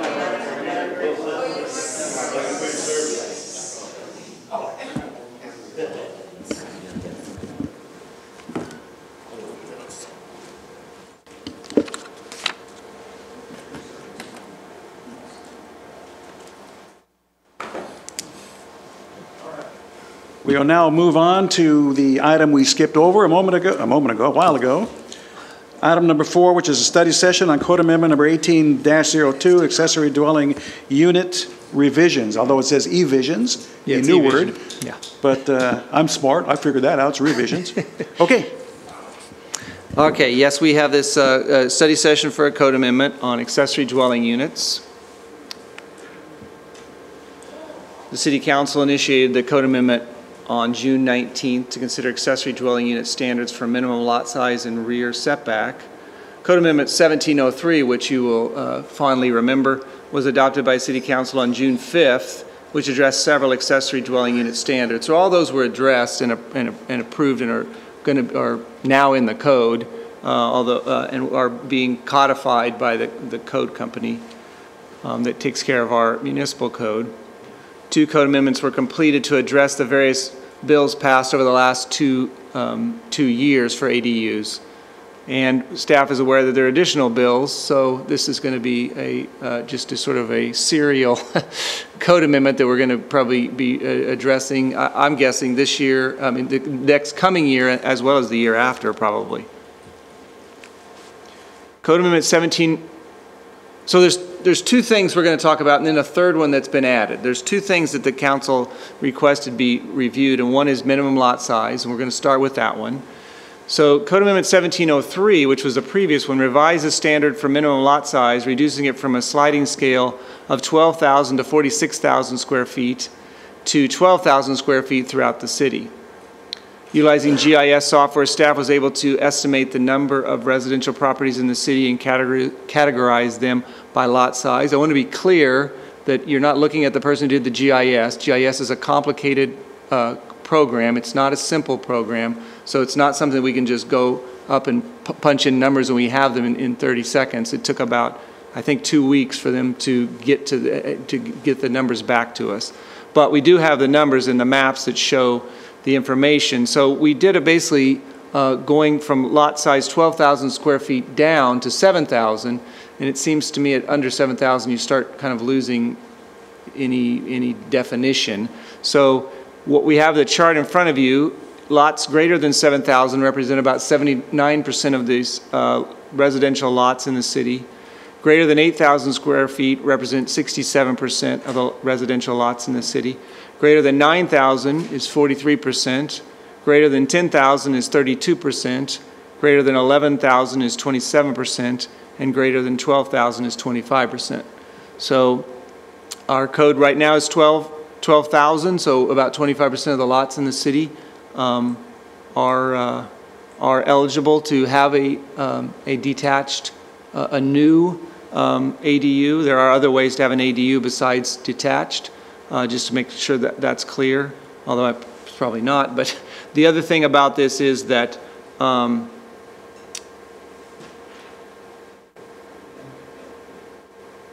no, let me go to the next slide.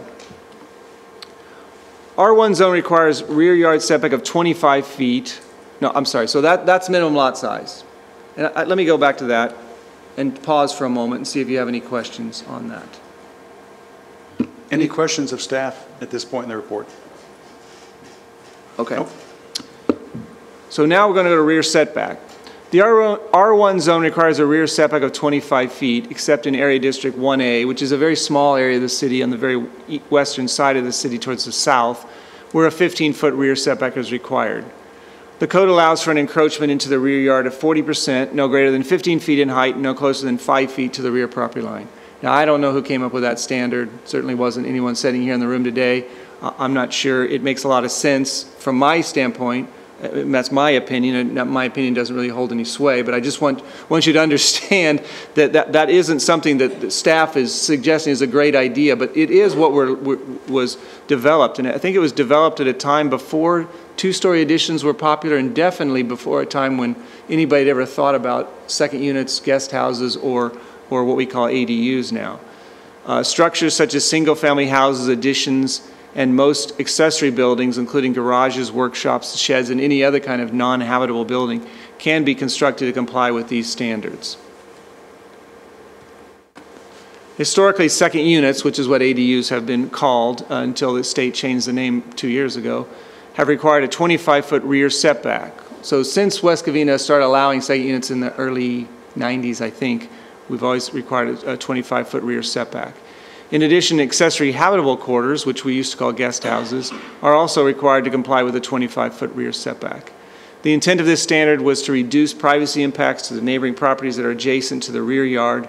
Most of the types of improvements allowed to encroach in the rear yard setback are non-habitable buildings, which generally do not have the same loss of privacy issues on an adjacent property. The current standards for accessory dwelling units require a 25-foot setback. So that's the standard and sort of the history of where that came from.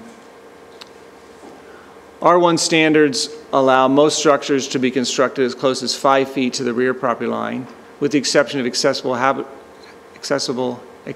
habitable quarters, easy for me to say, accessory dwelling units, and second stories, which all require a 25-foot setback. So options, and keep in mind we're not talking about the other, we're only talking about one of those three things, which is the ADUs. Options, no change to the rear setback or changing the ADU setback to the 5-foot rear setback as is required for other improvements. I guess there's another option that would be somewhere in between there where you reduce the required setback but you don't allow it to go as close as 5.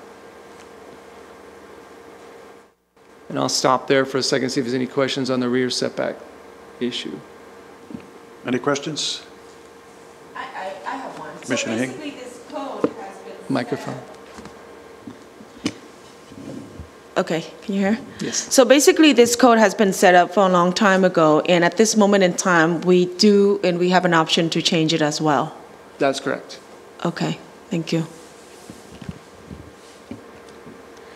The third issue is one that we noticed as we were reviewing the code standards that were recently adopted, and it wasn't something that council brought up, but we think it's good to make sure it's clear. And it has to do with the difference between attached and detached units. The current standards combine the allowed location standards for attached and detached ADUs in the rear yard section of the code.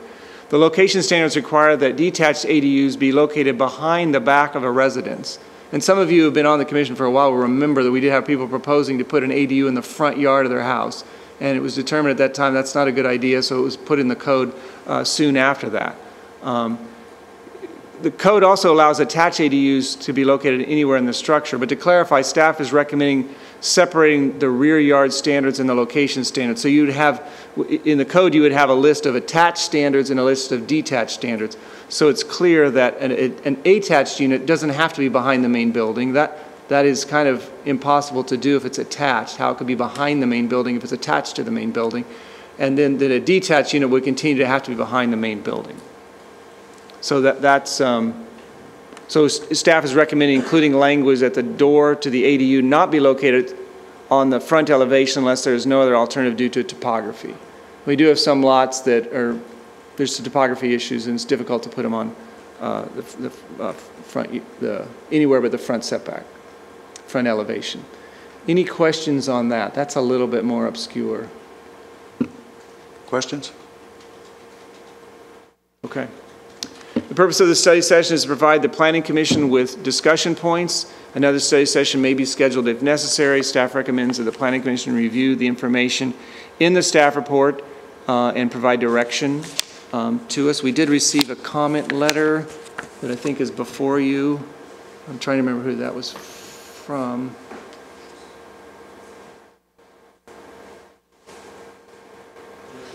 Oh, yes, yeah, Ms. Patras provided that. So that concludes staff's presentation. Be happy to answer any questions. Any questions of staff? Commissioner Holtz. On page 5,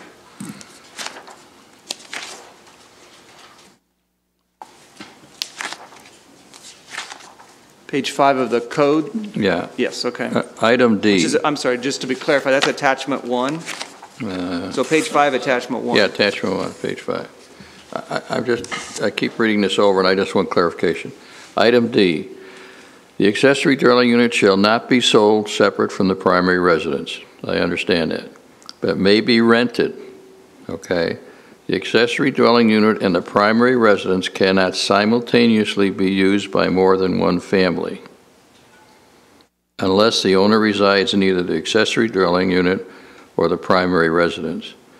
Do I interpret that to mean that somebody can live in the accessory dwelling unit that's not family as long as the owner is either in the accessory dwelling unit himself or the primary residence? That is correct. Okay, so they have to live in either one or the other. And that's allowed by state law, but yes, that is the correct. The owner of the property must live on the property. Okay, I kept reading that and I just wanted to make sure that's what it said. Thank you. Any other questions? Apparently not. I don't have any cards on this. Would anyone like to speak? Come on up.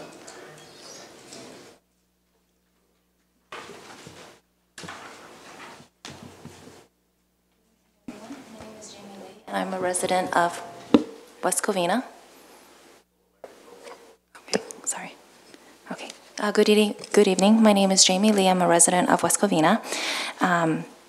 I actually have two other residents that couldn't attend, and they provided some letters of information that I'd like to read a little bit and submit to the Planning Commission.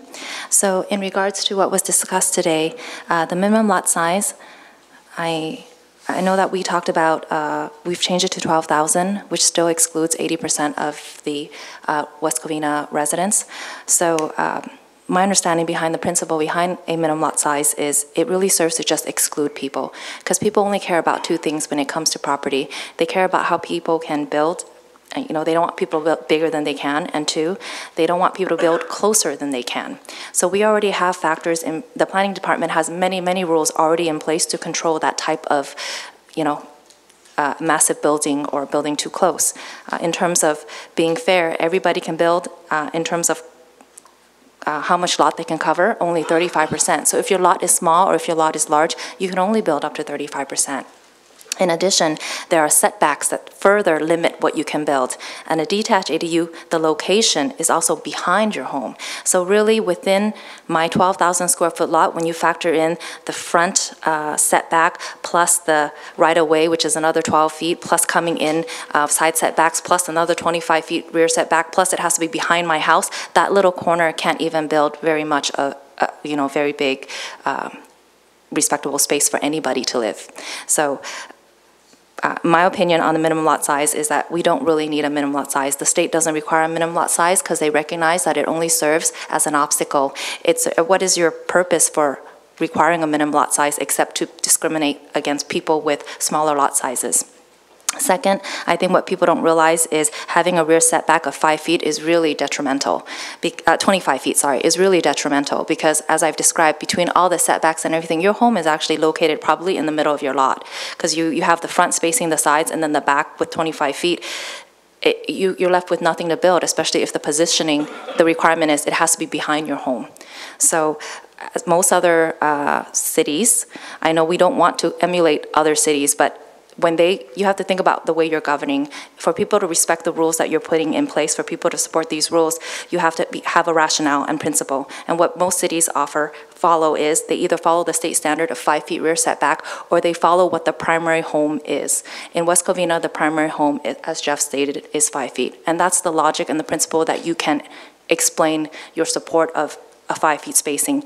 And because we reduced our spacing between our primary home and our guest home from 25 feet to 6 feet, more people are inclined to build the guest house closer to their property and to be farther from their neighbor, because I don't want to be close to my neighbor just as my neighbor doesn't want to be close to me.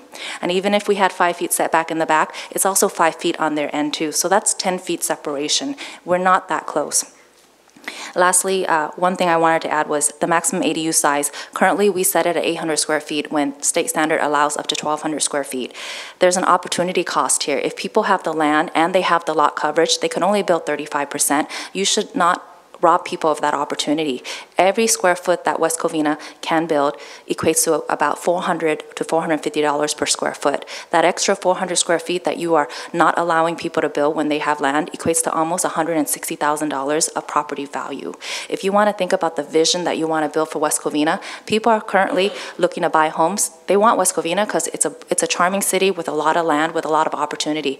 ADUs provide a lot of benefits, not only for people downsizing, upgrading, opportunity costs for renting, but you have elderly parents that you can care for, children that can't afford their homes. You can have your parents live with you and hire a nanny to stay in the ADU. There are lots of opportunities, and a home that has land and has an ADU is extremely attractive for future families to establish their roots here. That's what attracted my family here. So I hope that you will really consider maximizing the ADU size to 1,200, because not everyone can build 1,200. They are limited by the many, many rules that constrict them. I have a 12,000 square foot lot and I cannot build 1,200. But if I bought bigger land that can meet the setbacks, I would like to be able to build 1,200 if I had that ability. And lastly, I just wanted to mention the two letters are in support of what I've just described, are from Brian Tabatabai as well as Richard Flores. They are in support of what I've just described. I'm sorry I'm short on time, but they wrote very nice letters. I hope you can read them. Thank you very much. Thank you very much. Can I ask you a question, ma'am? Yes, of course. Yes. I'd like to ask a question. You've been up here before about this, haven't you? Yes, sir. And I think the resolution that we gave you that would meet the requirements is if you attached the accessory dwelling unit to your home, you could meet the requirements, and you just don't want to do that. So you want us to change everything in the code to accommodate you. Why won't you attach it to your home, which is allowable? And then you can have all the square footage you want. Oh, thank you for bring this discussion up to point. So attaching an ADU to your property is in essence converting your home to a duplex. That's what it is. It may look like a primary home, but it really is a duplex. Currently, the laws that you currently have in place have made the cheapest option the easiest option to do, which is convert your garage or put up a wall in your house, make it a duplex, put in a second kitchen. We are advocating for our cities to basically convert our existing properties into duplexes or converting our garages. But you've made the most expensive option, which is building a very attractive guest house, casita, ADU in the back. You have made that impossible because of all of these extra requirements. But the attached guest house, the conversions, they're so cheap. There's no minimum lot size, there's no setbacks. Everybody's going to do that. But the people who want to add value to their property, like myself, I want to build a detached guest house because any realtor can tell you that is what actually, there's a lot of property value gain there. And it's very costly to build. It's a $200,000 investment to build a secondary unit. It will elevate West Covina to a place where people can want to buy homes and invest in West Covina. If we want to be pro-business, we should also be pro-family too. People come to West Covina, the biggest things we have is large land size. And we should be able to use that land size to build these ADUs for, multi-generational use, as well as, aesthetically too, because the charm of West Covina is the aesthetics. And attaching home is aesthetically not pleasing. Any realtor can tell you. And that's the reason why I don't, because I value my land and my property. Attaching a guest house to my home, it ruins the flow of my primary home. That's that. Thank you for asking. Thank you. Thank you. Any discussion on this item? Any questions? Probably want to close the public input if there's no one else wants to speak. Anybody else want to speak on this? Looks like I'm getting a lot of no's here. Okay. Commissioner Holtz, anything? I just want to say, one thing. The same state of California that has their set of rules and laws, that's the same state that has given this Planning Commission and others what they call police powers. We are able to look at our own needs in this city and make decisions based on our needs in this city and what we feel is best. We are not compelled. We are given some latitude by that same state. So that's my comment. Any other comments? few comments. Actually, I wish more neighbors would come out and give their opinion on this. It's an important topic that I think as our population ages, we're going to have more of a need to accommodate growing families. With property prices rising, that compounds the difficulty of finding sufficient housing. Last time when we eased up some of the recommendations for ADUs, I thought it was a big step, and I also wondered how the council would react to those recommendations. I was pleased and surprised, actually, that the council sent it back to us for more. I think it seemed to me like their thinking and reasoning is what we're talking about today, that we need to see what our residents' needs are. As far as the 25-foot rear setback for ADUs, I think that doesn't really make sense given that we only have a 5-foot setback for the main structures.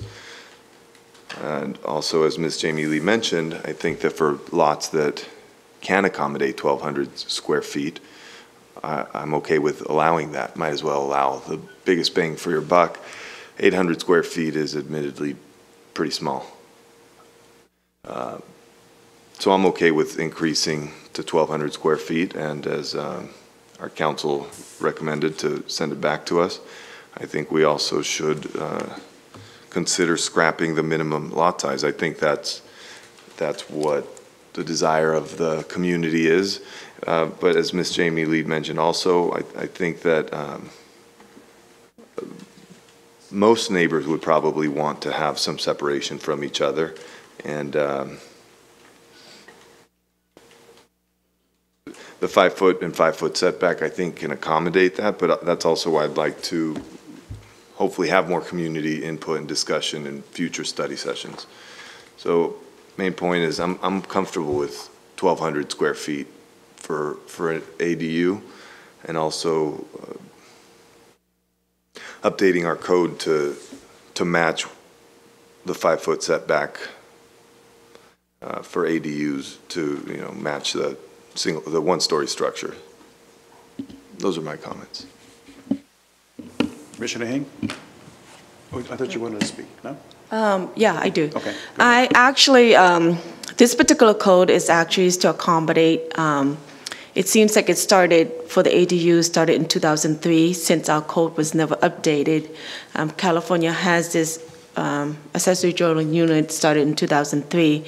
However, I had an interesting conversations with my aging neighbor, who is currently 93 years old and who need a caregiver 24/7 currently.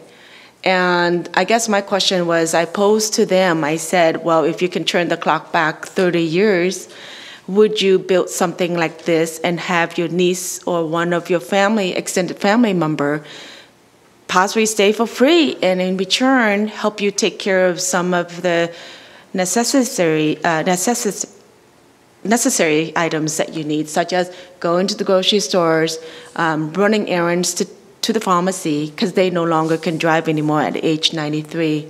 So it was interesting that they had mentioned that it was not allowed, and they did want this built, and they had the money to build it at the time, and their lot was close to an acre, but at the time it was not allowed.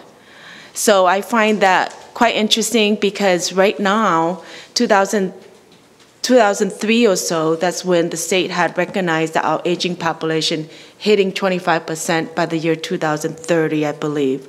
So these particular ADU is to accommodate in the future that our aging population possibly needs support from the families to help them out as they age or age in place. But in the meantime, currently in 2018, we're not there yet. We're not there in a sense that they're not aging enough. Some of the aging populations are in their 60s and 70s, and they're not at a point that they're no longer driving, like how I've seen my neighbors one by one, they stopped driving 16 years ago. And they're relying on their kids, they're relying on their nieces and nephews to come by 3 times a week or so just to run some errands. So I think in the future, we may not need it today, but in the future, we may need it for our aging population to age in place. And also, it's very cost effective. You cannot expect my neighbor at currently 93, and their health is declining quite a bit, to be building an accessory dwelling unit currently. So I think it is a great benefit, and I don't think the state can handle 25% of our populations as they age. So they're betting on the fact that our own family, or extended families, to take care of each other.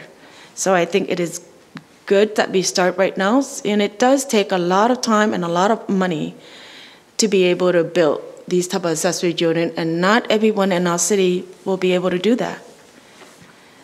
So making the code very restrictive is very limiting, and the money itself is cost prohibiting already, considering that. So with the code, combine the two together, there might not be any accessory dwelling unit. Not that many, at least in our city. That's all I need to add. Thank you. Any other discussion on this? Any other? I'll add a couple more things. So as we move forward in discussing these things, I'd like to see if we could find ways to accommodate the needs of all residents. Aside from what I mentioned, I think it is important to maintain the integrity of our neighborhoods and ensure that parking doesn't become a problem. That may be a collateral damage.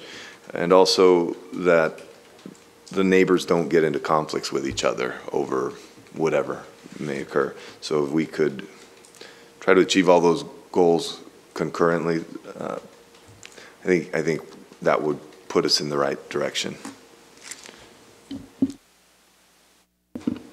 Commissioner Holtz? Yeah, I'm just having concerns that we're going to go too far or make it too liberal, that we're going to be, every time somebody wants to come before us, there has to be some kind of standards that we have in the city, and I think that's what we've got now. With all due respect, I don't think it's a race thing, it's Asian or whatever, it's any nationality. But when people get to be that old, 93 and all that, you got to ask yourself, how much longer are they going to be here, and is that something that's going to be good for the next person that moves in? There are restrictions, and I think there needs to be restrictions. And I can't see that every time somebody comes up and it doesn't meet their needs that we're going to start changing things all the time. So I'm comfortable with the way it is. I really am. And I know it's going to impact some people, but they should have known that when they bought the house.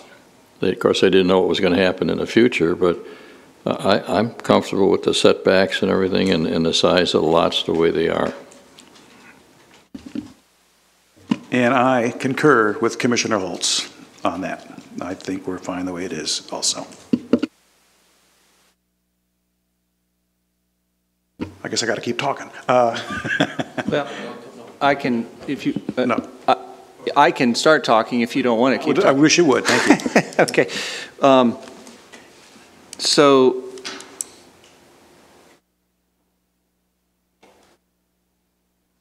you know, I don't want to necessarily get into a lot of discussion on good, bad, positives. There are reasons why you wouldn't, there are reasons why a smaller lot doesn't allow as much house as a larger lot. So there are reasons why you wouldn't, valid reasons, and actually Dario brought some of those up. Parking and utilities are two very good ones that are not even studied in considering this. The state didn't even bother to have cities study that. Other things to keep in mind is that the way the state is, and there's some things that I think the state did, I think that was very good. There's other things I think they took some liberties without, and just a one-size-fits-all approach without letting cities study things. So one of the things I think is probably good is that there's no longer ability to notify neighbors. So if somebody wants to propose one of these and they meet the standards, we approve it. Nobody's notified. The first time they find out is when the sticks start going up in the air. So that ability to work with a neighborhood, and like we do with AUPs and CUPs, has been taken away from us by the state. Now, I don't think that's necessarily a bad thing, because at least when they started, these were small structures. So those are two things I wanted to say just as part of the conversation. And I understand that while there may be reasons, people have opinions and logic that is different, and they may not agree with those reasons, but there are reasons.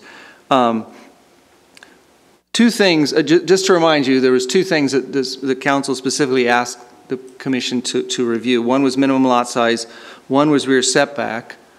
Staff brought up the issue in clarifying the attached versus detached because it came from another place where there was discussion on that, and we thought that was a good thing to resolve.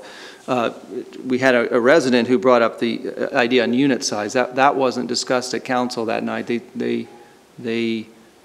They approved the 800 and they didn't even talk about it. So I don't know. I can't tell you that they don't want it to be raised, but I can tell you they didn't mention it that night. So those are the four things that have been discussed here tonight. It may be that, there's a reason why we have an odd number of people on the commission, and that's the norm. In most things, when you have decision-making bodies, you have an odd number because you don't want to get into a deadlock. And it seems like that right now we may be 2-2, so it may be a good idea to boot this down to September 11th, and maybe take a poll if everyone's planning on being here that night, because I think you want the full commission here to discuss the issue. So I think I'll stop talking now. And let I think that's, I think that there's probably a 2-2, just listening to what everybody's saying. So I think we should hold it over until we have all five of us and get a majority of something. Too much, but just to poll, the planning commissioners are all planning on being here at the September 11th meeting? Yes, okay. Commissioner Holtz, you planning on being here? I'm planning on being here too, so. Okay. He's checking his social calendar. He's a busy guy, man. Okay, so what I would suggest, just probably make a motion and second it and continue to the next meeting, and we can take care of that at that time. Jeff, refresh my memory. Was there any suggestion about if we were worried about 12,000 square foot limitation on ADUs? Did they indicate what they were more comfortable with? I don't recall from the No, and to be fair to them, as well as you guys, this chart that you see behind you with the percentages and the numbers, they didn't have that before them. So all they had was a number of 12,000 square feet, which was 25% of the lots in the city. And I would agree with you that there was a different. They probably didn't know that it's 25% of the population. No, they did know that. I presented that. But they didn't know what 11,000 would be or what 10,000 would be, so they had no basis of discussion. So I don't know if their interest was in just opening it up and allowing it even for lots as small as 4,000 square feet, for instance. We do have some of those in the city. Or if they wanted they were looking for some other percentage and some other number between there, that's the part I don't know. And I think probably they didn't know either. That's why the Planning Commission exists, so that you guys can study and give your recommendation, so then they can consider that and make a decision based upon your study and your recommendation. I think holding it over is a good idea, because I agree with the points that Commissioner Holt made. And I'd like to be able to have staff research how parking and utilities would be impacted and the viability of, whatever we propose. And I'd also like to see, realistically, on a 7,000 square foot lot, I don't know if we can build on that, but I'd like to see, which size lot. What would be the minimum size of that would allow for an ADU that utilities and parking are not negatively impacted, but also that the neighborhood and how the neighbors interact with each other. I think we're looking for the sweet spot that pleases the majority of the community. Well, I think holding it over is a good idea. Yeah, I think that some of those things may be beyond staff's ability to calculate, but we can certainly bring this back and maybe provide a little bit more discussion topics. Is there a motion? Yeah, I'll make a motion to hold it over till September 11th. We have a motion to hold it over. Is there a second? Second by Commissioner Holtz. All those in favor? Aye. Passes 4-0. It's held over. I will intend, I think there's, the number of people notified is not very large. We will send out another, and I know that Jamie's on it. I'm not sure if anybody else here is on that list, but we'll send out another notice for that. All right, with that, that concludes the items other than continuation of oral communication. Probably not. Commission reports, comments. If no one has anything, I have a couple of comments to make. I've had a couple of residents and actually a couple of business owners ask me about what is going on with the Mazda building, the Mazda dealership over there, as far as what is currently being used for, and if that is a approved use. And because we several months ago approved a project there, which I think is not going to happen. And now it's being used by Nissan to store cars. And there's also a big, a lot of signage that is on that building. And people have asked me, and I don't know, is that something, has that been permitted? What is the story with that, if you can help me? I'd like to know who owns that property. I haven't researched any of this, so it's kind of a pop quiz. But temporary signage is generally, there's no business operating in the building, so it's basically a vacant site. My memory of when we passed a code for storage, if it's a vacant site, you're allowed to park as long as you park on a surface and not on dirt. So I think that part they're okay. Signage. That wouldn't, any signage on that building would not be allowed. There's no, I don't believe there's a business license right now. Yeah, because that is the main concern that was brought to me, is what they call that, it's just a massive sign, that goes on the top of the building. That's very, and I get it, they want to catch the freeway people going by, but it's a very large sign, and there's businesses operating across that are just questioned, me as what is that? So what is their remedy? They should report that to the code enforcement. The code enforcement, okay, I will let them know. One other thing, other people have mentioned to me, when is Chick-fil-A going to come to us for something? Because it seems like it's been in the hopper for a long time, and I don't see it on our forthcoming at all. So can you give me something on that? I'll be flippant when it's ready. No, so they submitted, it's getting close to 2 years ago, but they finalized their plans, I want to say in June. So then they needed to do environmental, so we went out and got our environmental people. The environmental people are doing studies right now.